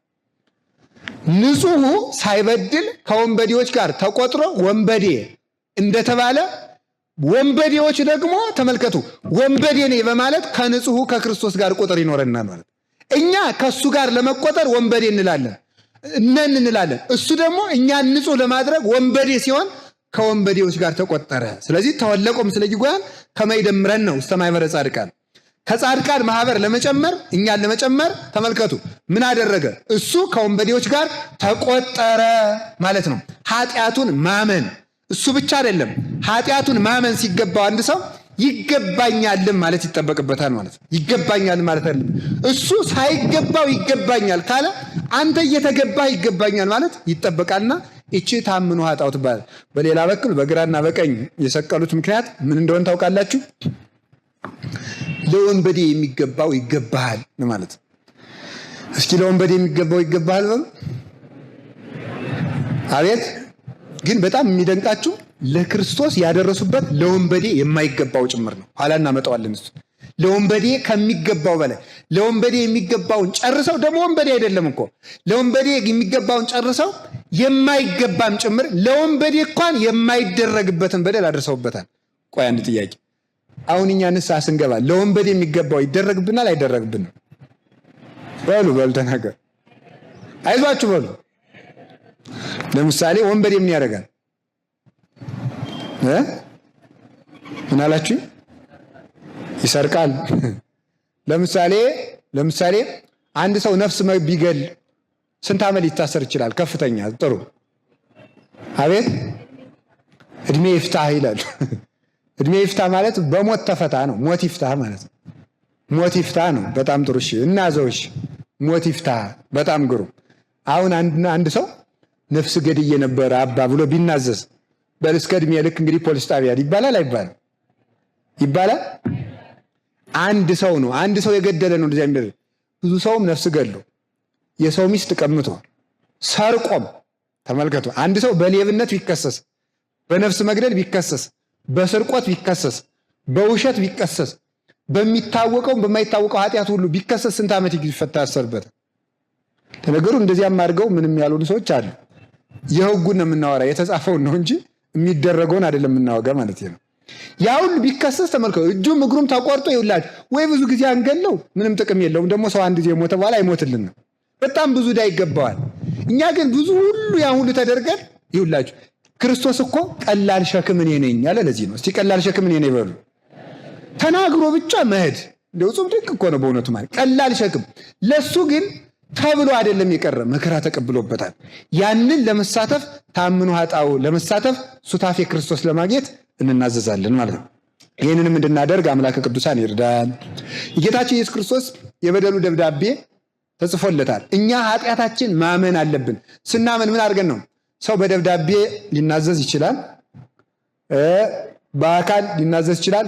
በቃ ኋላ እናመጣዋለን። እሱ ሁለተኛ የምንሳተፈው ምንድን ነው? አንደኛው ታምኑ ኃጣው። እስኪ ኃጢአትን ማመን በሉ። ኃጢአትን ምን ማለት ማመን ነው። ሁለተኛው ልንሳተፈው የሚገባን ጌታችን መድኃኒታችን ኢየሱስ ክርስቶስን መስለን ልንሳተፈው የሚገባን ምንድን ነው ካላችሁኝ፣ ሀፍረተ መስቀል ይባላል። ሀፍረተ መስቀል። እስቲ ሀፍረተ መስቀል በሉ። አይዟችሁ። ሀፍረተ መስቀል ይባላል። ሀፍረተ መስቀል የሚባለው ቅዱስ ጳውሎስ እንዲህ ብሎ ይናገራል። ዕብራውያን ምዕራፍ 12 ከቁጥር 2 ላይ ወንትሎ ለፍጹም መላክነ እግዚእነ ኢየሱስ ክርስቶስ ዘታገሰ ሀፍረተ መስቀል አናይሲዮ ይላል። ተመልከቱ። ወነበረ በየማነ እበይ ይላል። ተመልከቱ። በየማነ እግዚአብሔር ብሎ ይናገራል። እነሆ እስኩ ሀልይዎ ለዘመጠነዝ ታገሰ ይላል ቅዱስ ጳውሎስ። እስኩ ሀልይዎ ለዘመጠነዝ ታገሰ። እስኪ የክርስቶስን ሀፍረትን የመታገሱን መጠን አስቡት ይላል። ተመልከቱ። እምሃጣን ከኃጢአተኞች የታገሰውን ትዕግስት ሀፍረትን የመታገሱን ትዕግስት አስቡት እና ምንድን ነው የሚለው ቅዱስ ጳውሎስ? ወመነና ለሀፍረት ተመልከቱ። ወመነና ለሀፍረት በእንተ ፍስሐው ዘጽኑ ሎቱ ተዘጋጅቶለት ስላለው ድህነትና ደስታ እንዲህ ይላል። በአማርኛ ስንፈታው ወንትሎ ለፍጹም መልአክነ ተመልከቱ። እግዚእነ ኢየሱስ ክርስቶስ ተመልከቱ። አናይሲዮስ ዘታገሰ ኀፍረተ መስቀል ኃጢአትን ንቆ ይላል። በደልን አቃሎ ወይም ኀፍረትን ንቆ የመስቀልን ኀፍረት የታገሰ የእምነታችን ራስ ኢየሱስ ክርስቶስን እንከተለው ማለት እንምሰለው ማለት እንምሰለው አለ። ኀፍረትን ምን አድርጎ ስንለው ተመልከቱ። ወመነላ ለኀፍረት በእንተ ፍስሐው ዘጽኑዕ ሎቱ በፊቱ ስላለው ድህነት ይላል። በፊቱ ስላለው ድህነት በፊቱ ስላለው ደስታ ኀፍረትን ንቆ ይላል። ኀፍረትን ንቆ የመስቀልን መከራ ታገሰ። ኀፍረትን ንቆ በሉ። ኀፍረትን ንቆ ይላል። ስለምን ሲባል በእንተ ፍስሐው ዘጽኑዕ ሎቱ በፊቱ ስለተዘጋጀለት ድህነት ይላል። በፊቱ የተዘጋጀለት ድህነት ማለት ነው ስለ ምዕመናን ድህነት ማለት ነው። ስለ ምዕመናን ድህነት በፊቱ ያለው አሁን ስለሚፈጽመው ድህነተ ምዕመናንን ስለሚያገኝ ልጆቹ ስለሚድኑለት ስለ ልጆቹ ድህነት ሲል ኀፍረትን ናቀ። ሁለተኛ በእንተ ፍስሐው ስለሚያገኘው ደስታ የእግዚአብሔር ደስታው የሰው መዳን ነውና በምዕመናን ድነት ስለሚደሰተው ደስታ ሲል ኀፍረትን ናቀ ይላል። እኛም ያንን መስለን ኀፍረትን መናቅ ይገባናል ይላል። ስለዚህ አንድ ሰው ኀፍረተ መስቀልን መታገስ አለበት። ኀፍረተ መስቀል ምንድነው ስትሉ ራቁቱን መሰቀሉ፣ ልብሱን መገፈፉ ማለት ነው። እርኩስ ምራቅ ተመልከቱ። ወታገሰ ምራቀ ርኩሰ እርኩስ ምራቅን ታገሰ ይላል። ተመልከቱ። እንዘ አልቦ ተመልከቱ ዛበሰ ምንም የበደለው በደል ሳይኖር እርኩስ ምራቅን መታገሱ ነው ኀፍረትን መናቅ። እርኩስ ምራቅን ማንም ሰው ተመልከቱ ምን ያህል ኀፍረት እንደሆነ ታስባላችሁ አይደለም? አሁን ስታልፉ ምራቅ አንድ ሰው ጢቅ ብሎባችሁ ቢያልፍ ምን አይተህብን ነው ብለን ያዙ ይልቀቁ እንላለን ማለት። ግን ደግሞ ተመልከቱ እኛ ደግሞ እየተገባን ነው በደለኞቹ ነን። ግን በክርስቶስ ፊት በዚያው ተመልከቱ እርኩሳንን የሚያነጻቸው ሲሆን እርኩሳንን ያ እንዲያውም እሱ በምራቁ ለውሩ አይን የፈጠረለት ነው። ለውሩ አይን ላልነበረው አይን የፈጠረ ነው። በምራቁ አይን የፈጠረ ተመልከቱ። እውሩ ነው ለተወለደው ምራቅ እትፍ ብሎ ከጭቃ አይን ስሎ በጭቃ አይን ያበራ የሱ ምራቅ አይን የሚያበራ ሲሆን የረከሱትን የጎሰቆሉትን የኃጢአተኞች ለኛ ተመልከቱ ለኛ ለጎሰቋሎች ለምንከፋው ለምንከረፋው የሰው ምራቅ የምንጸየፍ ከሆነ ፍጹም ንጹህ ለሆነ ለእግዚአብሔር በፊቱ ላይ የረከሰ ምራቅ መቀበል ምን ያህል ኀፍረት እንደሆነ አስቡት። በዚያውም ላይ ተመልከቱ ለሰማይ እንኳን ልብስ የሰራለት ለሰማይ እንኳን የሰማይ ኀፍረት እንዳይገለጥ ኮከብን ልብስ አድርጎ የሰራ የምድር ኀፍረቷ እንዳይገለጥ ጽጌያትን ልብስ አድርጎ ደግሞ ተመልከቱ ወለምድርኒ በስነ ጽጌያት አሰርጎ እኮ ለሰማይ በከዋክብት ወለምድርኒ በስነ ጽጌያት ተብሎ የሚነገርለት ሰማይን በኮከብ ሸለምከው ወለምድርኒ በስነ ጽጌያት ምድርን ደግሞ በአበቦች ውበት አስጌጥካት ተብሎ የተነገረለት ሲሆን ለምድር ኀፍረት ተጨንቆ የጽጌረዳዎችን ልብስ ያበጅላት ክርስቶስ እርቃኑን መዋል ምን ያህል ኀፍረት እንደሆነ አስቡት። ሲጀመር አይታችኋል አይደለም? አሁን የጌታችን የመድኃኒታችን ኢየሱስ ክርስቶስ የመድኃኒዓለምን ስዕል ስትመለከቱ ከወገቡ በታች የታጠቃት ከለሜዳ አለች አይደለም እንዴ? እሱ ግን በዕለተ ዓርብ አልነበረም፣ ራቁቱን ነው የተሰቀለው። ምንም የጨርቅ ራፊ ከግሩ ጥፍር እስከ ራስ ጠጉሩ ድረስ አንዳች ጨርቅ የጣለለት ሰው የለም።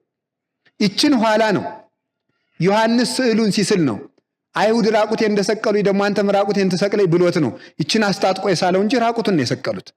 ምንም ነገር አምላክ ነው ይሄ ሁሉ የደረሰበት ማለት አምላክ ሰው። ስለዚህ በንስሐ አባቱ ኀፍረትን ንቆ ሲናዘዝ የኢየሱስ ክርስቶስን ኀፍረተ መስቀል ይሳተፈዋል። እንዲህ ይላል መጽሐፍ ሲናገር ማለት ነው ወበከመ ተአርቆ ኀፍረት ለሥጋ ይላል። ልብስን መጣል ለሥጋ ኀፍረት እንደሆነ ይላል።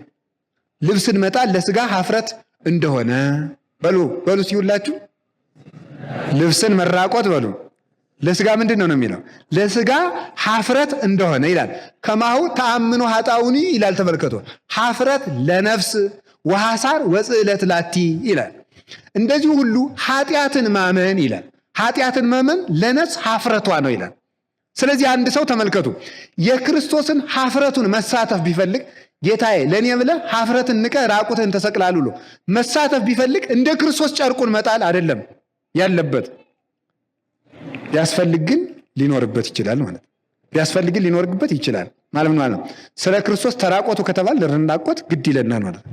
ግን ምንድነው አሁን የግድ ተመልከቱ የክርስቶስን ራቁትነቱን መሳተፍ ብፈልግ የግድ ከሃዲ ንጉሥ ይምጣልኝ ብዬ በለምን አይገባኝም ማለት እንዳንተ ራቁቴን የሚሰቅሉኝ ሰዎች ይምጡልኝ ብዬ መቼም ልጸልይ አልችልም። ስለዚህ ሁሉም ሰው ሰማዕት ላይሆን ይችላል። እያንዳንዱ ክርስቲያን ታዲያ የክርስቶስን ኀፍረት በምን ይሳተፋል ቢባል ተመልከቱ። ልብስን መራቆት ለሥጋ ኀፍረት እንደሆነ ለነፍስ ደግሞ ኀፍረቷ በደለኛ ነኝ ማለት እንደ መራቆት ነው። አሁን ተመልከቱ። ያን ያህል አንድ ሰው ራቁቱን ገፈነ እዚህ ብናቆመው ያን ያህል እንደሚያሳፍር በድያለሁ ብሎ መናገር ለነፍስ ያን ያህል ያሳፍራልና ያንን ሲያደርግ የክርስቶስን ራቁትነት ይሳተፋል። አንድ ነው። ተመልከቱ።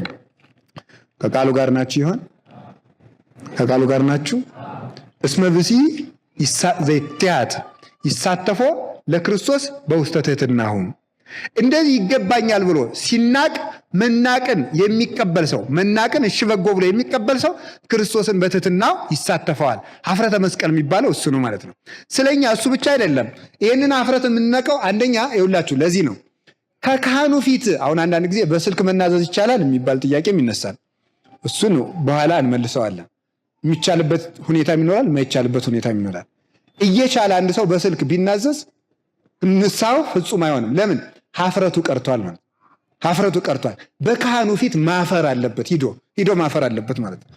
ክርስቶስ በሊቃነ ካህናት ፊት ራቁቱን እንደዋለ አንድ ሰው ሊያፈር ይገባዋል።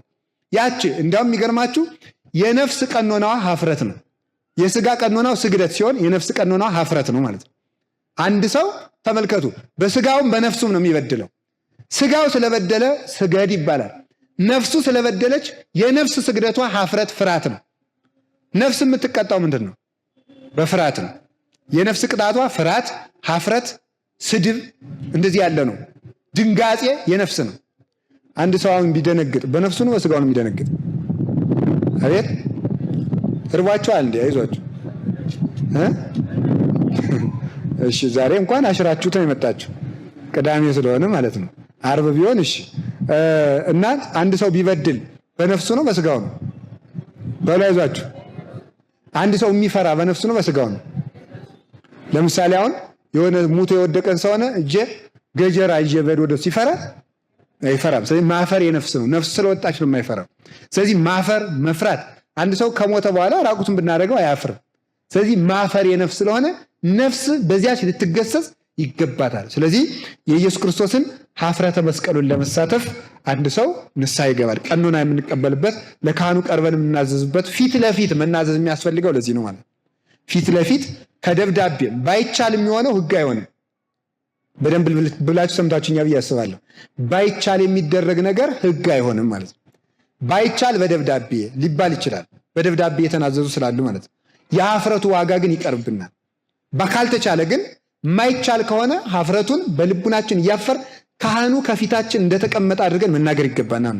ለምሳሌ በደብዳቤ የተናዘዘ ሰው ማን አለ? አንዲት ሴት ነበረች አይደለም የሚብለው ውዳሴ ማርያም ትርጓሜ በመጽሐፍ ቤት የምንማራት አንዲት ሴት አለች፣ ክብርተ ዘመድ የምትሆን በስንክሳርም ተጽፎ ይገኛል። ቅዱስ ባስልዮስ ዘቂሳርያ ኃጢአቷን የደመሰሰላት ነሐሴ ጥር 6 ቀን ስንክሳር እናገኘዋለን ማለት ነው። ቅዱስ ባስልዮስ ዘቂሳርያ ከሰራቸው ታምራት አንዱ የዚያች ሴት ኃጢአት ነች። ሴት ሁልጊዜ ደግ ሰው አይደለችም፣ ግን ኃጢአቷን እየጻፈች የማኖር ልምድ ነበራት። ኃጢአቷን እየጻፈች ታኖራለች። ሁልጊዜ ዝም ብላ ትጽፋለች። እንደው ከዕለታት አንድ ቀን ብታየው የዓመት ስንክሳር የሚያክሉን አገኘችው ይላል። ያንን እንደታጠፈ ወስዳ ከቅዱስ ባስልዮስ ወስዳ አባቴ በዚህ ውስጥ ያለው ኃጢአትሽ ይፋቅልሽ በለኝ አለችው። ይፋቅልሽ አላት። ይፋቅልሽ። ከዚያ በኋላ ተመልከቱ፣ ይፋቅልሽ ሲላት ተፋቀላ። ገልጣ ብታየው በጣም የሚያስደነግጣት ከባድ ኃጢአት ውስጥ አገኘችው። አይ ይልቁንም አባቴ ሳየው የሚያስፈራኝ ሳስበው የሚያስደነግጠኝ ደገኛው ኃጢአቴ ቀርቶብኛል። ደገኛው ኃጢአቴ ማለት ደገኛው በሉ። ደገኛው ማለት ምን ማለት? ደገኛው ደግ ማለት ምን ማለት? ደግ ማለት ቸር ነው አይደል? ቸር ኃጢአቴ ማለት ነው። ምን ማለት ነው? ደገኛው ኃጢአቴ ማለት ዋናው ማለት ነው። ደገኛ ይውላቸው እንግዲህ እናንተ እንግዲህ የቤተ ክርስቲያን ልጆች ስለሆናችሁ ይህም እንዲህ ያለ ቋንቋ ልመዱ። በመጻሕፍት ትርጓሜት ደገኛ ማለት ዋነኛ ማለት ነው። ደገኛው ጌዲዮን አይደለም ገበዙ አክሱም ነው ይላል።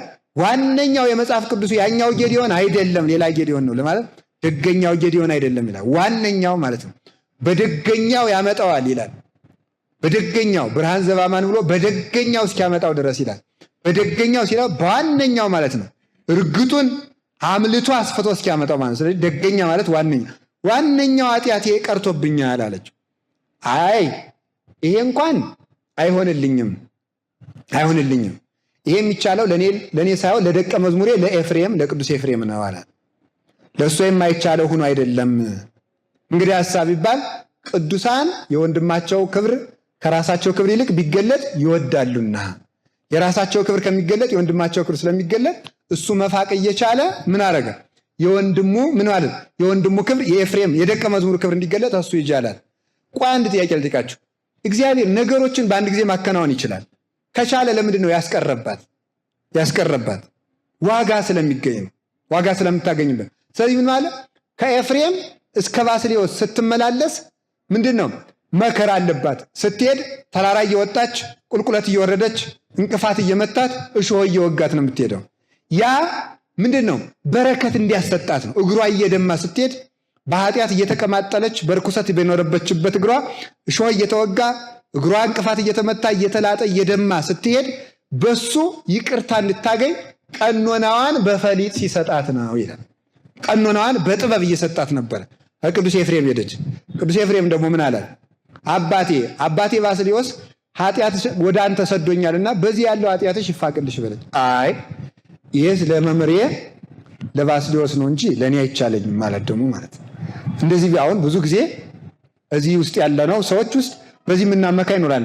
የትኛውም ደብረ ስንሄድ በቃ ንስሐ አባት አልሆንም ነው የሚሉት። በቃ በስቶብኛል ነው የሚሉት እና በዚህ ምክንያት እስከዛሬ ንስሐ ገብቼ አላውቅም ይላል። ይኸው ባስልዮስም አልችልም ይላል፣ ኤፍሬምም አልችልም ይላል። ስለዚህ አንተ ጥበቡን ተጠቅመ እዚያድ እዚያኛውም ደግሞ እዚያድ ያኛውም እዚያድ ያም አልችልም ካለ ሁልጊዜ እስከምታገኝ ድረስ በርትተህ ከታገል እግዚአብሔር አባት ይሰጣል እንጂ ዝም ብሎ እዚያም እምቢ አሉኝ እኔ ምን ላድርግ ብሎ ቁጭ ቢል በኢየሱስ ክርስቶስ መምጣት ጊዜ መልስ አይሆንም። ይሄ ማለት ነው ምክንያት ስለማይሆን እዚያጅ አላት። ሄደች። ስለሄድች ግን በሕይወተ ሥጋ እንደነበረ ሆኖ አታገኘውም። ሙቶ ካህናት ባጎበር አድርገው በይባቤ በልልታ ሊቀብሩት በማህሌት ሲሄዱ ታገኛለች። ሳትጠራጠሪ ከአስከሬኑ ላይ ጣሪው ይፋቅልሻል አላት። ዙራ ብትሄድ ቅዱስ ባስልዮስ አርፎ ካህናት በማህሌት ሊቀብሩት ወደ ቤተ እግዚአብሔር ሲወስዱ ታገኘች። ሳትጠራጠር የኃጢአቷን የሞቷን ደብዳቤ ኦ ባስልዮስ ገብረ እግዚአብሔር ስራይ ኃጢአታ ላመትከ ብላ የኃጢአቷን ደብዳቤ ከአስከሬኑ ላይ ተመልከቱ አለችው። ስትጥለው ከሞተ በኋላ የካህናት ስልጣን ከሞቱ በኋላም ስለሚሰራ ከሞተ በኋላ የኃጢአቷን ደብዳቤ ፋቀላት ይላል። የኃጢአቷን ደብዳቤ ሲያፋቀላት አሁን ብዙ ጊዜ በዚያውም አንድ ሐሳብ እንገራለን። ቅዱሳን ከሞቱ በኋላ ያማልዳሉ የሚል ጥያቄ ሁልጊዜ ይነሳል አይደለም? በአጭር ቃል የምትይዙት ግን በክርስቶስ አምነው የሞቱ ሰዎች ሞቱ አይባልም። እስኪ በሉላችሁ። በክርስቶስ አምነው የሞቱ ሰዎች ምን አይባሉም?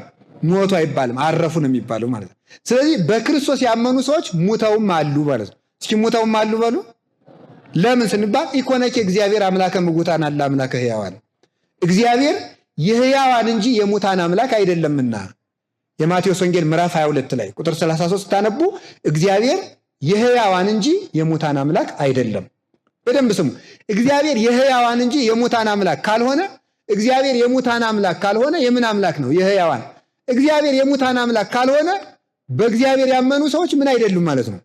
ሙታን አይደሉም ማለት ነው። በእግዚአብሔር ያመኑ ሰዎች ሙታን አይደሉም። ስላልሆኑም ተመልከቱ፣ ከሞቱ በኋላ ተመልከቱ ምን ይላል? ኃጢአቱን አስተሰረየላት።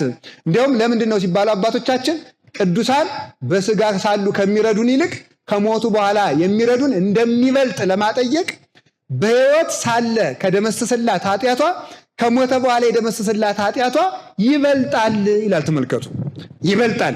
ስለዚህ በሞቱ የደመሰሰላት ኃጢአት በሕይወት እያለ ከደመሰሰው መብለጡ ቅዱሳን ከሞቱ በኋላ የሚያገኙት ኃይል በሕይወተ ሥጋ ሳሉ ከሚያገኙት ይበልጣል ማለት። አሁን በዚህ ዓለም ሲረዱን በሚደከምበት ዓለም ነው። በዚያኛው ግን በኃይል ዓለም ነው። በዚህ ዓለም ኃጢአትም ጽድቅም እየተቀላቀለ እየወጡ እየተነሱ እየወጡ እየወረዱ እየወደቁ እየተነሱ ነው ቅዱሳን ስርየት የሚሰጡ። በዚያኛው ግን ፍጹም ክብር ተቀብለው ነው፣ አይጎሉም። ሰኞ ቢሞሉ ማክሰኞ ሊጎሉ ይችላሉ። በዚህ ዓለም ቅዱሳንም ወድቀው ተነስተው በድለው እንደገና ነጽተው ስለሆነ ለክብር የሚበቁት በበቁበት ቀን ብናገኛቸው በተሰናከሉበት ቀን ልናገኛቸው እንችላለን፣ ፍጹም ክብር እስከሚያገኙ ድረስ ማለት። በዚያኛው ዓለም ግን ፍጹም የሚጎሉበት በቀን በሌለበት በምላት በሚኖርበት ዓለም ስለሆነ ቅዱሳን እንዲያርገው ይፈቃዱ። ስለዚህ በደብዳቤ ሁልጊዜ ኃጢአታችን እየፋቅ ለካህኑ ዘርዝረን አንዲት እንዳናስቀር አድርገን ወስደን ማቅረብ እንችላለን ማለት ነው። እንግዲህ ደብዳቤ ጽፎ መውሰድ ከተቻለ ስልኩንም እንደ ደብዳቤ መቁጠር ትችላላችሁ ማለት ነው። ለማይቻል ሰው የግድ አንገት ተመልከቱ በአንገት ገመድ ይግባባ አይባልም። አንድ ሰው ካህን አጠገቡ ከሌለ በስልክም ይናዘዛል። ግን በእርግጥ ካህናት በሀገር ባሉበት ሀገር ተቀምጦ ግን በስልክ እናዘዛለሁ ማለት ነውር ነው፣ ውሸት ነው። ወስዶ ሀፍረቱን መሳተፍ አለበት ማለት ነው። ያልተቻለው ግን በስልክ ቢሆን ቢናዘዝ ነውር የለውም። በደብዳቤ ከተቻለ ስልኩንም ከዚያ መቁጠር ነው። እምነቱ ነው ዋና። አጠገቡ ያለ ሰው ግን ካህን አጠገቡ በሀገር እያሉ በደብር ካህናት ሞልተው ግን ይህን ማድረግ አይቻልም ማለት ነው። ከቃሉ ጋር ናችሁ ይሆን? እግዚአብሔር ከሁላችን ጋር ይሁን። አንድ ሰው ንስሐ አባት ሌላ ሀገር ቢይዝ ንስሐ አባቱ ያሉበትን ሀገር ለቆ ሌላ ሀገር ደግሞ ቢሄድ ያለበት አሁን ያለበት ሀገር ላይ ካህን እያለ ለቀድሞ ንስሐ አባቱ በስልክ መናዘዝ በደብዳቤ መናዘዝ አይችልም። ለምን? አንድ ሰው መግቦቱን የሚያገኘው ካለበት አጥቢያ ቤተክርስቲያን ነውና ማለት ነው። ካለበት አጥቢያ ቤተክርስቲያን ነው። ጎንደር ያለ ሰው ጎንደር ካለ ካህኑ ነው መግቦቱን የሚያገኝ። ባህር ዳር ወይም ደግሞ ጅማ ከሄደ ሊያገኝ የሚችለው እዚያ ካለው ካህን ነው ሊያገኝ የሚችለው ማለት ነው። ስለዚህ እዚህ ያሉት ካህን አባቱ የሚሆኑት እዚህ ሲመጣ ነው። አለቅም የሚሉ ካህናትም አሉ። እንደገና ደግሞ ከድሮ ነው የምናዘዝ የሚልም ሰው አለ። ማንም ሰው በየሄደበት ከተማ 7 ቀን ቢሆን ያለ ንስሐ አባት ማደር አይችልም። በየሄደበት ከተማ ንስሐ አባት ያስፈልገዋል። 7 ቀን ቆይቶ ለመምጣትም ንስሐ አባት ያስፈልገዋል ማለት ነው። ይህንን አድርጎ ሰው የክርስቶስን ሀፍረተ መስቀል ይሳተፋል። ሀፍረተ መስቀሉን እንድንሳተፍ አምላከ ቅዱሳን ይርዳን። አሜን በሉ። 3ኛ ሰው ቀኖና ሲገባ ወይም ደግሞ ንስሐ በሚገባበት ጊዜ የሚሳተፈው የክርስቶስን ሕማሙን ነው። ሕማሙን ይሳተፋል። ሕማሙን አባቶቻችን ቅዱሳን ሐዋርያት በረድ ወመምህር መጽሐፍ እንዳስቀመጡልን ምን ብለው ይናገራሉ? ተመልከቱ። እስመ ተአምኖ ኃጣው ተመልከቱ አምሳለ ሕማማቲሁ ለክርስቶስ። ኃጢአትን ማመን ወይም ንስሐ ማግባት ቅድም ተመልከቱ ታምኑ ኃጣውን ይመስላል ክርስቶስ ከበደለኞች ጋር መቆጠሩን ብለናል። አሁን ደግሞ ሀፍረተ መስቀሉን ይመስላል ብለናል። አሁን ደግሞ ምኑን ይመስላል አልነ? ደግሞ ሕማሙን ይመስላል። እንዲያውም እዚህ ላይ ረድ ወመምህር ማለት ተማሪ ለመምህሩ እየጠየቀ መምህሩ የመለሰለት ነው። አንድ ሰው አንድ ቀን ንስሐ ገባ። ንስሐ ገብቶ መልሶ በደለ። መልሶ ቢበድል በዚያው ኃጢአት በተመሳሳይ ኃጢአት ስንት ቀን ነው ያንን ኃጢአት መናዘዝ የሚገባው ብሎ ይጠይቃል። ስንት ቀን ነው ይባል? ዘወትር ይላል። ዘወትር እንዴት ሲባል ተመልከቱ። እስመ ተአምኖ ኃጣው አምሳለ ሕማማቲሁ ለክርስቶስ። ንስሐ መግባት የክርስቶስ የሕማማቱ አምሳል ነውና ይላል። ሕማማቱን ነው የሚሳተፈው። እስመ ክርስቶስ ኢሃመ አሐተ ሰዓተ ይላል። ተመልከቱ። ክርስቶስ የታመመው ይላል 1 ሰዓት ብቻ አይደለም፣ ወይም አንዲት ሕመም ብቻ አይደለም የታመመው ይላል። አንዲት ሕመም ብቻ የታመመ ነው። እንግዲያ ሲባል ብዙ ሕማም ታሟል እንጂ ሞቱ አንዲት ስትሆን ሕማሙ ግን ብዙ ነው ይላል። ሞቱ አንዲት ናት፣ ሕማሙ ግን ብዙ ናት። ምንድን ይላል? ጸሎተ ወስደተ ወጾመ ወዝንጓጉ ወዝብጠተ ይላል።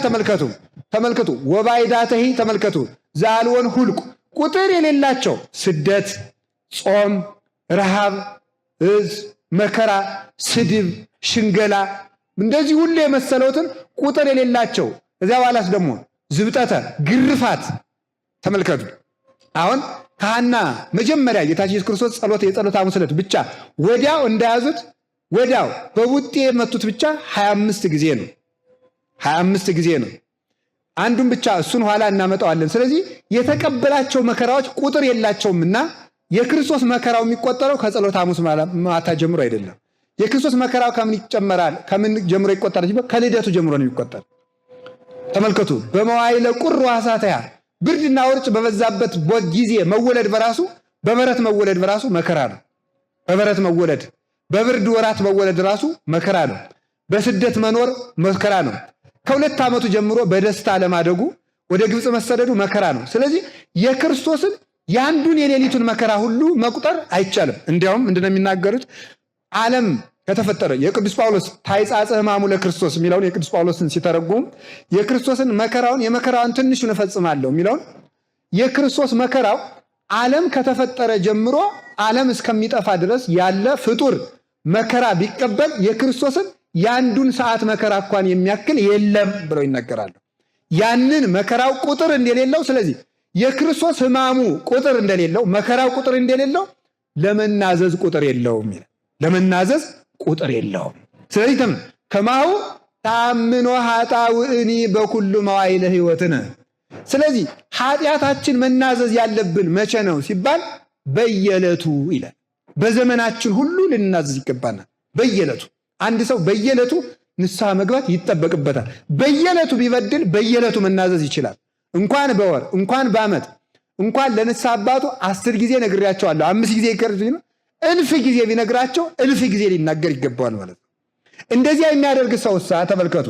ይህንን የሚያደርግ ሰውሳ ይላል ይጸውር መስቀሎ ለክርስቶስ በኩሉ መዋዕለ ሕይወቱ። እንዲህ የሚያደርግ ሰው ይላል በየዕለቱ የሚናዘዝ ሰው ክርስቶስ በየዕለቱ የተቀበለውን መከራ መስቀል ይቀበላል ይላል።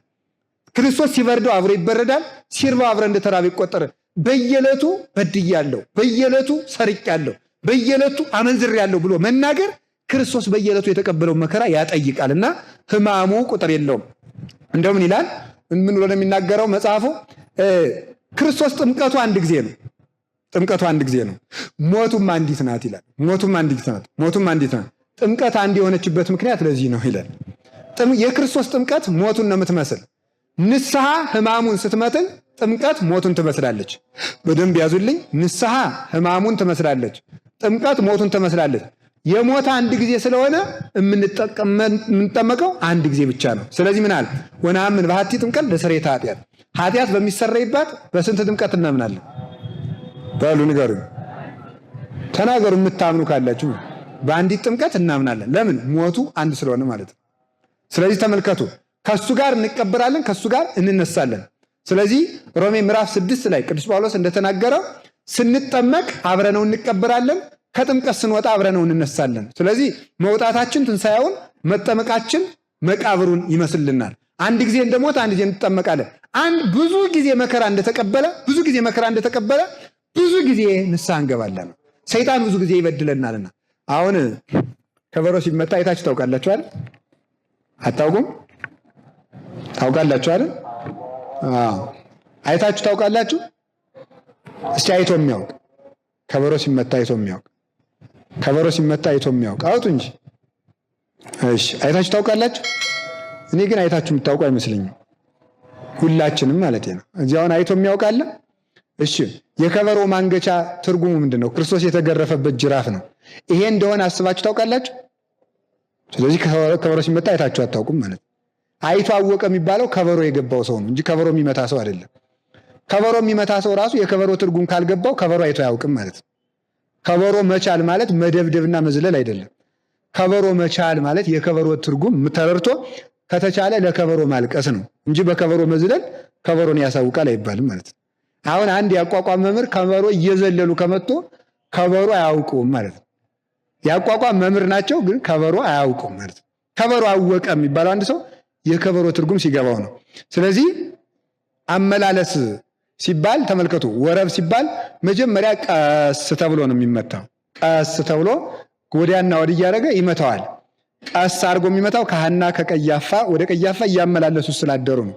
ቀስ አድርጎ የሚመታበት ምክንያት ከበሮ ተመልከቱ፣ ወረብና አመላለስ በሚባልበት ጊዜ ቀስ አድርጎ የሚመታው ምንድን ነው?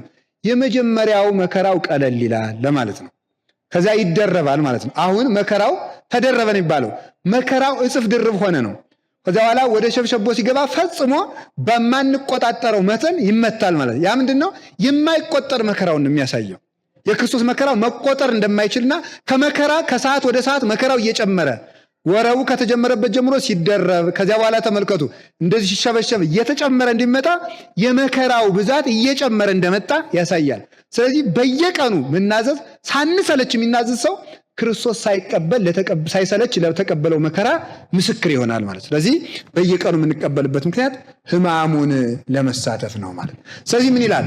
መከራ ጨምሩልኝ ነው ማለት ያለበት አንድ ሰው ማለት። በየቀኑ ንስሐ መግባት ይጠበቅበታል። በየቀኑ ደግሞ ቀኖና ይቀበላል ማለት። አላችሁ የላችሁም? ከዚህ ቀጥሎ የምናመጣው ደግሞ ምንድነው? ሕማማቱ ሁልጊዜ የምንናዘዝበት ምክንያት እሱ ነው። ከሕማማቱ ቀጥሎ ምንድነው? ስቅለቱ ነው ወይም ደግሞ ግርፋቱ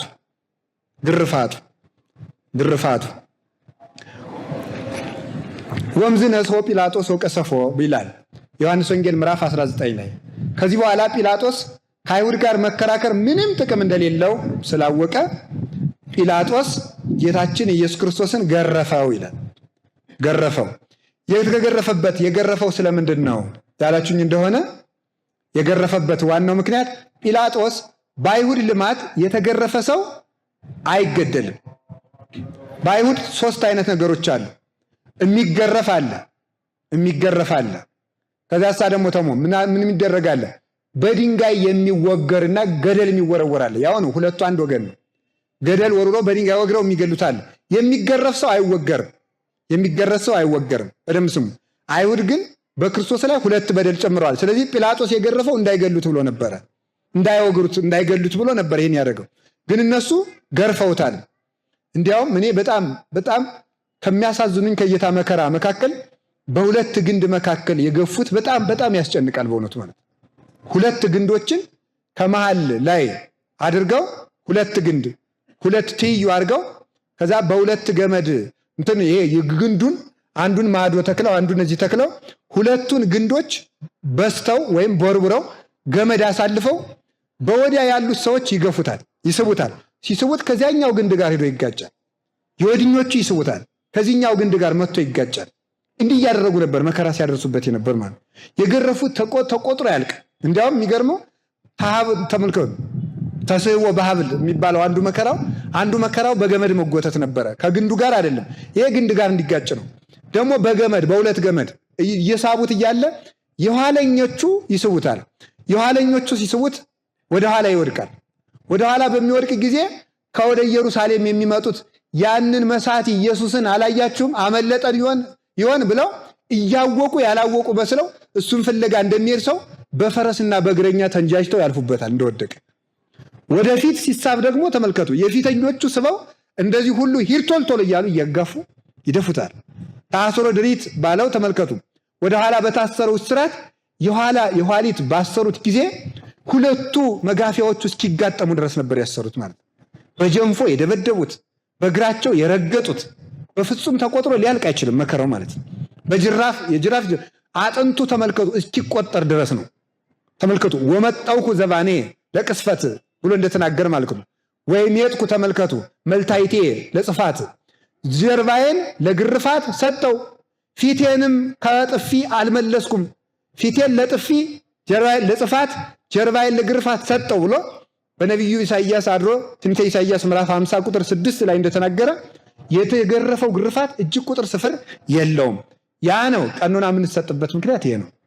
ኃጢአተኛ ነኝ ብለን ስንናዘዝ ስድቡን እና ኅፍረቱን እንሳተፋለን። መከራ ቀኖና ሲሰጠን ደግሞ ምን አለን? ግርፋቱን እንሰጥፋለን። አሁን ይኸውላችሁ የሚሰጠን ጾም፣ ጸሎት፣ ስግደት፣ ከምግብ መከልከል፣ ረሃብ፣ አፋችን እስኪመረው ድረስ ጾም ልንባል እንችላለን። ይሄ ምኑን የሚያመለክተው? ግርፋቱን መሳተፍንና መሰቀሉን መቸንከሩን። 5 ቅንዋት አርፈውበታል። 5ቱ ቅንዋት ለካሳ የተደረጉ ናቸው። ሔዋን ወደ በለስ በእግሯ ሄዳ ስለበላች የእግሯን ካሳ እግሩን ተቸነከረ። በእጇ ቆርጣ ስለበላች የእጇን ካሳ እጁን ተቸነከረ። በሕማማተ ሥጋው ቤዛውን ነው ያሰኘው። ይሄ ነው። በአፏ ስለበላችበት በአፏ ለአፍ ካሳ ለበላችበት የአፏ ካሳ ሐሞት መራራ ሐሞት ጠጣላት ማለት ነው። ስለዚህ እጃችን በሰፊ በምጽዋት ይቀጣል ንስሐ አባታችን ማለት ነው። እግራችን በቀዊም ቁመህ እደር ሊል ይችላል። አንድ ንስሐ አባት ሌሊቱ ሙሉ ሳትቀመጥ እደር ብሎ ንስሐ ሊሰጥ ይችላል። ስግደት ይሰጠናል። ይሄ ችንካሩ ነው የምንሳተፈው። አፋችን እስኪመር እያከፈልክ በ2 ቀን በ3 ቀን ብላ እየዋልክ በቀን 1 ጊዜ ብላ። ይሄ መራራ ሐሞቱን ነው የምንሳተፈው። ለምን? ሰው ብዙ ጊዜ ሲጾም አፉን ይመረዋልና የአፉ ሽታ ይቀይራል። ስለዚህ እሱ እስኪሆን ድረስ ሲጾም ሐሞቱን ይሳተፋል። 5ቱን ሕዋሳት ይቀጠዋል። በዚህ ነው ጸንቶ ሲናገር ሲያደርግ የኢየሱስ ክርስቶስ የጌታችን ኢየሱስ ክርስቶስን ግርፋቱን ይሳተፋል ማለት ነው። ታግሶ ጸንቶ ያን የንስሐ አባቱን ሳይመረር አብዝቶ ሊሰጥ ይችላል። የማንፈልገውን ነገር ሊያደርግብን ይችላል። ጽናት ጌታችን ኢየሱስ ክርስቶስ አንዱን እንዳልተመረረ ቀኖና የማይመረር ሰው ክርስቶስ ለተቀበለው ግርፋትና ባኮቴት የተቀበለው መከራ ምስክር ይሆናል ማለት። እንግዲህ አሁን አንዱ እንሰቀቃለን። አሁን እንደውም የከተማ ሰው አባ ገሌ እና ቄስ ገሌ አያካብዱም የሚባል ቋንቋ አለ። እሳቸውን ምድ እንደ ዝም ብሎ 50 100 እያለ ምን እንደው እያለ 100 ስገድ 300። አሁን እኮ ቀኖና የለም። አሁን ቀኖና እየተሰጠን አይደለም። በቸርነቱ ቅድም ነግሬያቸዋለሁ። ስሬት የምናገኘው በእግዚአብሔር ስልጣን ነው እንጂ በቀኖናው አይደለም። በደንብ ስሙ። ቀኖና የምንቀበልበት ምክንያት ለምንድን ነው ካላችሁን ክርስቶስን ለመሳተፍ ክርስቶስን ለመሳተፍ በሉ። ስለዚህ ቀኖናው የድነት አካል ነው። ቀንሰን ማስቀረት የለብንም። ቀንሰን ማስቀረት ክርስቶስ ከተዘጋጀለት መከራ የተቀነሰለት እንደሌለ ከተሰጠን ቀኖና መቀነስ አይቻልም። ንስሐ ገብቶ ሳይፈጽም የሚቀር ሰው ምን ይመስላል ሲባሉ አባቶቻችን በማቴዎስ ወንጌል ምዕራፍ 20 ላይ ያለውን ልጅ ይመስላል ይባላል። ጌታ ምን አለ? ምን ተብሉ ለአንድ ሰው 2 ልጆች ነበሩት። እንዴት ትላላችሁ?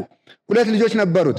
እንዲህ አላቸው፣ ልጆቼ 2 ልጆችን ሂዱና ከአትክልት ቦታ ሄዳችሁ ስትኮተኩቱ ዋሉ አላቸው። አንደኛው ልጅ እሺ ብሎ ሳይሄድ ቀረ። አንደኛው ልጅ እምቢ ብሎ ኋላ ሄደ። የትኛው ልጅ ነው ለአባቱ ጥሩ ልጅ ብሏል? መልሱሽ። አንደኛው ልጅ መጀመሪያ አንደኛው ልጅ ትልቁ ልጅ እሺ ብሎ ሳይሄድ ቀረ። ሁለተኛው እምቢ ብሎ ኋላ ሄዶ ኮተኮተ። የትኛው ይሻላል?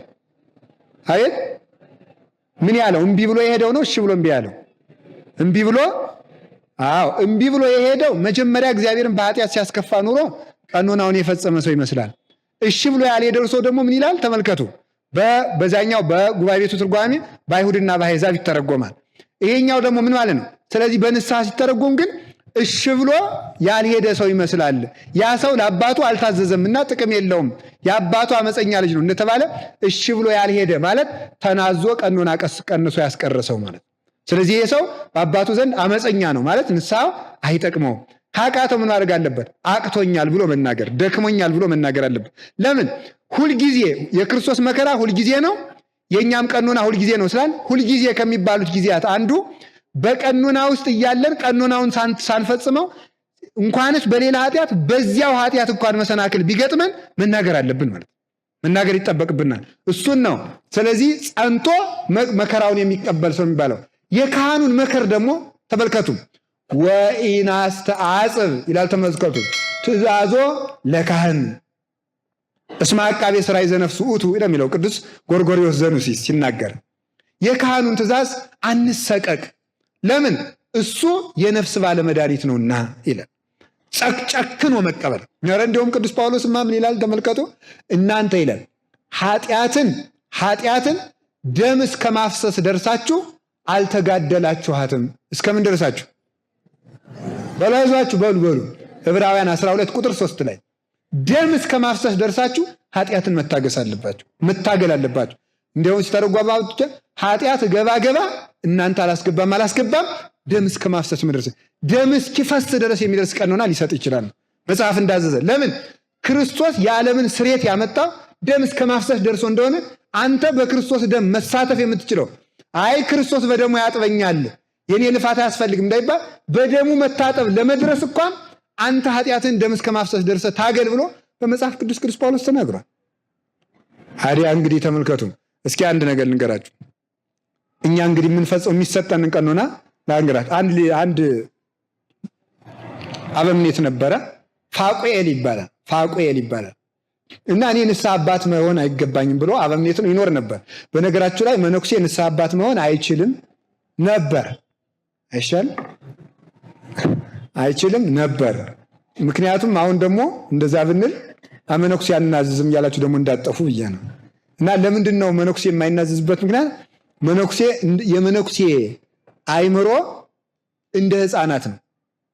ሕፃናት ለምሳሌ በቃ ዛፍ ማለት ምን ማለት ነው? ስለ ዛፍ ማለት የሚባላ ማለት ነው ብለው ምን ብሎ ነው የሚይዘው?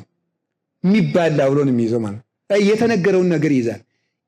መነኩሴ በዓለም የማያውቀው ኃጢአት ካለው ንስሐ የሚገቡ ሰዎች መጥተው ከተናዘዙ የእነዚያን ሰዎች ኃጢአት በህሊናው ይቀርጽና ሰይጣን ኃጢአቱን ስራው እያለ ይታገለዋል ማለት ኃጢአት የማያውቀውን ኃጢአት እያስተዋወቅ ነው ስለሆነ ማለት እና ለመነኩሴ ንስሐ አባት መሆን እጅግ በጣም ከባድ ነው ማለት ነው። በተለይ አንድ መነኩሴ ንስሐ አባት መሆን የሚችለው ከበቃ በኋላ ነው። እንግዲህ ግን ነበር ያልኳችሁ በዓለም ያሉ መነኮሳት አባቶቻችን ስላሉ ታግሰው እነሱ የሚጋደሉ እናንተ ተናዘዙ እንጂ እንዳትቀሩ ብዬ ነው ደግሞ በዚያ እንጂ። በተለይ ግን እኔ እውነቴን ነው ገዳም ሂዳችሁ የምትናዘዙ ሰዎች ማረፍ አለባችሁ። እኔ እውነቴን ነው ገዳም ሂዶ መናዘዝ አይገባም። ለምን ነው ገዳም ሂደን የማናዘዝበት ምክንያት? ለመነኮሳቱ ኃጢአት አስተዋውቀናቸው ነው የምንመጣ። እናንተ ጋር ያለነው መነኮሳትስ መቼም ኃጢአቱን የምናውቀዋል ለምደነዋል። በእውነቱ ማለት እኩል ነን አይዟችሁ በኃጢአት ግን እዚያ ያሉት ኃጢአት አያውቁም። የማያውቁትን ኃጢአት ወስደን አስተዋውቀን እንዲህ ይደረጋል እንዲህ ብለው ከተማ ሂጅ ኃጢአት ልስራ ያሰኛቸዋል። ቆይ አንድ ነገር ልንገራችሁ። ወርቅ ካለበት ቤት፣ ጠጠር ካለበት ቤት ሌባ የት ይሄዳል? አቤት። ስለዚህ ከአንድ መነኩሴና ከአንድ ምዕመን ሰይጣን በርትቶ የሚሄድ ወዴት ነው? በደንብ ብዙ ጸጋ አለው፣ ብዙ ትግል ይጠበቅበታል። እና ለዘጉ ባይታዊ ልናዘዝ። እኔ ሲጀመር ባይታዊ ኃጢአት እየተናዘዘ የሚቀበል ከሆነ ስህተት ነው። ኧረ አንዳንድ ገዳማትም አሉ እናቴ ሸጎቹ በዚህ በተጸለየ ውሃ ከተረጫችሁ እንደ 40 ቀን ሕፃን ቀልደኛ ትቀልዳላችሁ እንዴ? ክርስቶስ ሙቶ ነው ስርየትን የሰጠ ደም እስከ ማፍሰስ ደርሳችሁ ብሎ ቅዱስ ጳውሎስ ደርሷል። እስከዚህ ድረስ ዋጋ መክፈል ይገባል። እዚያ ተረጭ ተመተ አንዳንድ ሰው ግሸን ተለያየን የሚባል ወንዝ አለ። እዚያ ሲደር ተለያየን እንግዲህ ተመስገን ጌታዬ። የለም ግሸን ብትሄድ፣ ዋልድባ ብትሄድ፣ ማኅበረ ሥላሴ ብትሄድ፣ ከክርስቶስ መቃብር ኢየሩሳሌም ብትሄድ ካልተናዘዝክ ድነት የለም። መናዘዝ ያስፈልጋል። ቀኖና መፈጸም ያስፈልጋል። መከራ ታግሶ መቀበል ይገባል። እና ፋቁኤል የሚባለው አባ ኧረ እኔ ንስሐ አባት መሆን አልችልም ብሎ እምቢ ብሎ ይኖራል። ኋላ ጳጳሱ ብቃቱን ያውቅ ስለነበር ንስሐ ስጥ አንተ ለንስሐ በቅታል። በጣም የሚያስደንቀው ንስሐ አንድ መነኩሴ ንስሐ የሚሰጠው ጳጳሱ አንተ በቅታልና ንስሐ መስጠት ትችላለህ ብሎ ሲጽፍለትና ሲፈቅድልን። እንግዲህ ከዛ ተመልከቱ አልበቃውም እያለ እምቢ አለ። ከዛ ጳጳሱም የበቃ ስለነበርና እናቴ ሁሉም የበቁ ወደ እመቤታችን ስዕል ሄዶ እባክሽ ንስሐ እንዲቀበል አንቺ ልቡናውን አራሪው ብሎ ቀኖና ገባለት። ኋላ እመቤታችን አንድ ቀን ትንሽ ሲጸልይ ቆይቶ ትንሽ ሲያንቀላፋ መታ ቀሰቀሰችው። ቀስቅስ አድርጋ አንተ ሰው ጳጳሱ ያዘዘን ስራ ለምዕመናን ንስሐ ስጣቸው፣ አማን ይናዘዙ፣ የክርስቶስ በጎች ይጥፉ ብለህ ነው አለችው። ቀና ቢል የለም። ኋላ ቢዳስስ የእመቤታችን እጇ ከሰውነቱ ላይ በስዕል ተቀርጾ አገኘው። ይህችስ እመቤቴ ናት ብሎ ደስ አለውና እንግዲህ ንስሐ ሰጣለሁ ብሎ ሰውን እፈልጋለሁ ብሎ ንስሐ ይቀበላል። አንድ ሰው በጣም እጅግ በጣም ከባድ ኃጢአት መጥቶ ተናዘዘ። እጅግ በጣም ከባድ ኃጢአት ሲናዘዝ ምን አደረገው መሰላችሁ? ኃጢአት ከባድ ነው እንግዲህ ምን ነገር ጠንክረህ ይኮን ይገርማል። ሰው ለሐኪም እንዲያርጎ ጨክሮ የሚሰጥ ኦፕሬሽን የሚባል አለ አይደል? ሰርጀሪም በሉት ኦፕሬሽን ያው ነው። ዞሮ ሆድ ሊቀደድ ነው አሁን ማለት መልሱ ትርጉሙ ያው ነው እንግዲህ ማለት ብታሳምሩት ሆድን ልቀድህ ነው እያለ ሐኪሙ ምን ይደረጋል ተመስገን ነው። ጥቂት ቀንም ባረፍ ብለህ ትቀደዳለህ። ሐኪም ግን ሆድክን አይቀድህም። እንደው እኮ የደረስነው እናንተ እንዲሁ ትንሽ ጹም ላለ ለሚቀድህ በቢላዋ ልልህ ነው እያለ ለሐኪሙ ለጥ እያልክ አልጋ ላይ የነፍስን ቀዶ ጥገና ለሚሰራው ለማያሳምም ግን እምቢ እንላለን። እና ምን አለው? በእግር ብረት አሰረው። በቀን አንድ ጊዜ ብላ። ስትበላ የጨው ቂጣ ብቻና ውሃ ብቻ ነው። በቀን አንድ ጊዜ መቃናት አትችልም፣ አይፈታም አለና በእግር ብረት እጅና እግሩን አስሮ እንዳይተኛ እኮ ነው። ደግሞ እጅ ከታሰረ በምን ይተኛል? ሰው እኮ የእግዚአብሔርን እኮ ስጦታ እኮ የማያመሰግነው የእጅን ጥቅም እንኳን የሚያውቅ ሰው እጅ ባይኖር እንዴት ብሎ ይተኛል? ጎበዝ እጅ የታሰረ እኮ ዝም ብሎ መተኛት በቅጡ መተኛት። በግራ ጎን ተኝቶ በቀኝ ለመገላበጥ እኮ እጅ ያስፈልጋል። እጅ ከሌለ በጎን መተኛት እንኳን አይቻልም። እንዲያው የእጅ ብቻ ምስጋናው ለእግዚአብሔር እንዲያው በእውነቱ እንዲያው ስንት ይገባው ነበር። እጁንም እግሩንም አስሮ ቁልፉን ወስዶ ውሃ ውስጥ ባህር ውስጥ ተወረወረው። የእግር ብረቱን ቁልፍ ማለት። ከዚህ በኋላ 3 ዓመት አስሮ አኖረ።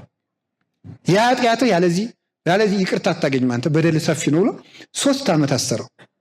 3 ዓመት አስሮ በእግር ብረት ቆልፎ ሰውነቱ እስኪበላሽ ቁስሉ እስከሚበሰብስ ድረስ ከዛ ህመሙ ሲጸናበት ሰውነቱ ሲያልቅ ሚስቱን እባክሽን አሳቢኝና በበነጋው ልሙት አጉርሽኝ አሰርተሽ አሳልጉረስና ልሙት አለ። ጠንካራ እህት ስለነበረች ሚስቱ ምን አለችው? መምህርህ ሳይፈቅድልህ አልሰጥህም አለችው።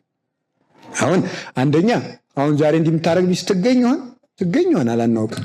ያገባ ሰው ይነግረናል። እንግዲህ አሁን ሲጀመር አሁን ችግሩ ምንድነው? ከበድ ያለ ንስሐ ከተሰጠ ከኔ ተደብቀሽ ምን ብትሰሪ ነው ይሄን ያለ የተሰጠሽ?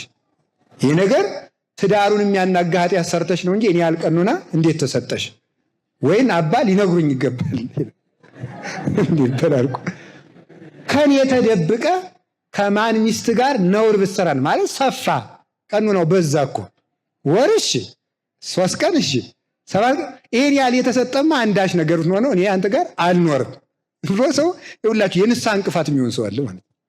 ስለዚህ ምንም ቢሆን ባል ለሚስቱ ንስሐ ሊነገር አይችልም። ሚስት ለባሏ መናገር አይችልም።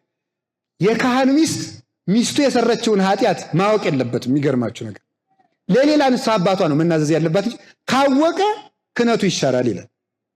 የሰራችውን ኃጢአት ለሌላ አባት ነው መናዘዝ ያለባት። ስለዚህ ተመልከቱ፣ አልሰጥም አባት ካልፈቀደልህ አልሰጥም አለችው። እንዲህ ያሉ ጠንካራ አሉ በእውነቱ። ሄደችና ኧረ ባለቤት የጸንቶበታልና አሳ ስጪ ብሏል ልሰጠው ነው አለችው። ሂጂና አላት። በ3ኛው ዓመት ነው ባህር ውስጥ ሂጂና አሳ የሚያጠምዱ ሰዎች ታገኛለች። ከዚያ በኋላ 3 ጊዜ መረብ ጥለው በ3ኛው መረብ መጀመሪያ አሳ ከተያዘ የመጀመሪያውን አሳ አምጡ ተሻበዩ። ሌላ አሳ ግን ቢያዝ 3 ቢያዝ 4 ቢያዝ ወይም በመጀመሪያው መረብ ቢያዝ እንዳታበይ አለ። አያችሁ እምነት። ሄደች አሳ አጥምድልኝ አለችው። ከፍላለሁ 3 ጊዜ መረቡ ተጣለ። በ3ኛው መረብ መጀመሪያ የተያዘውን አሳ አምጥታ ደስ ብሏት ለባሏ ልታበላ ሆዱን ቀደደች። ስትቀደው ከአሳው ሆድ ውስጥ ቁልፍ ተገኘና ያንን ቁልፍ አወጣችና ወስዳ ተመልከቱ ወጡን ሰርታ ቀጥታ ባለቤቴን ያህል ተርቧል ካህኑ ፈቅዶልኛል ላብላው ላጉርሰው አላለች። አሁንም የቁልፉ ትርጉም ሲነገረኝ ትበላለህ ብላ ደግሞ ወደ ንስሐ አባት ወሰደችው። አሳ አግኝቼ ነበር ላበላው ስል ደግሞ ቁልፍ ተገኘ። ደግሞ ቁልፉ ሌላ ችግር ቢኖረው መምህር የርሰው ካልፈቀዱ ብዬ ይዤው መጥቻለሁ። እመቤታችን ኃጢአቱን ይቅራስ ብለዋለች። እግዚአብሔር ኃጢአቱን ይቅሩ መባሉ ባህር ውስጥ የጣልኩትን ቁልፍ አሳውጦ በመገኘቱ ይታወቃል። ከዚህ በኋላ ያሻህን ብለህ ብለዋል በይው እግዚአብሔር ኃጢአቱን ይቅር ብሎታል ብሎ ፈታው። ከዚያ በኋላ ከኃጢአቱ አሰናበተው። ነፃ ሆኖ ቅዱስ ሥጋውን ክቡር ደሙን ተቀበለ ይላል። ስለዚህ ሳይሰቀቅ የተቀበለ ሰው አያችሁ የኃጢአታችን ይቅርታ እግዚአብሔር እስኪመሰክርልን ድረስ ብዙ በደል ሰርቶ ኃጢአት ሰርቶ በረሃ እውነት እግዚአብሔር ይቅር ብሎኝ ይሆን እያለ የወደቀውን መነኩሴ እንኳን ይቅር እንዳለው ለማስረዳት እግዚአብሔር ዝናብ አስቀርቶ በሀገሪቱ አባ ገሌ ካልጸለያላችሁ ዝናብ አይዘንብም ብሎ ዝናብ አዘንቦ እግዚአብሔር ይቅርታችን ይመሰክራል። ስለዚህ መከራውን ለመሳተፍ ሕማሙን ለመሳተፍ ግርፋቱን ለመሳተፍ ቀኖና የምንቀበልበት ምክንያት ይሄ ነው ማለት ነው። ስለዚህ ቀኖናችን ሁላችንም ሳናንጎራጉር ፈጽመን ይቅርታ ማግኘት ይጠበቅብናል። ይቅርታ እንድናገኝ አምላከ ቅዱሳን ይርዳ። በጣም ግሩም። አንድ ጥያቄ ልጠይቅና ትምህርቱን ልጨርሰው። አንድ ሰው ንስሐ በሚገባበት ጊዜ ከተሰጠው ማጉደል የለበትም።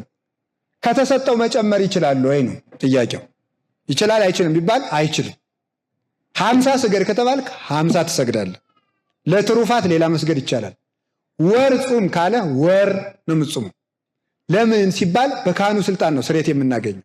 መጨመር የጨመረን ምንድነው ያለ ቅድም ረስቸው ቅዱስ ዮሐንስ አፈወርቅ ያለው እናንተ እኮ ጻድቃን ናችሁ እንደው ገድለኛ የፊቱን እየረሳችሁ የኋላውን ነው የምትዟል። ተመልከቱ ዘድህሬ ረስቶ ዘቅድሜ የመል ነው። እሺ ያጎደለን ምንድን ሌባ በሉ ነችን በስድብ ስለለመዳችኋን ነው። የጨመረን ምንድን ደፋር ይላል።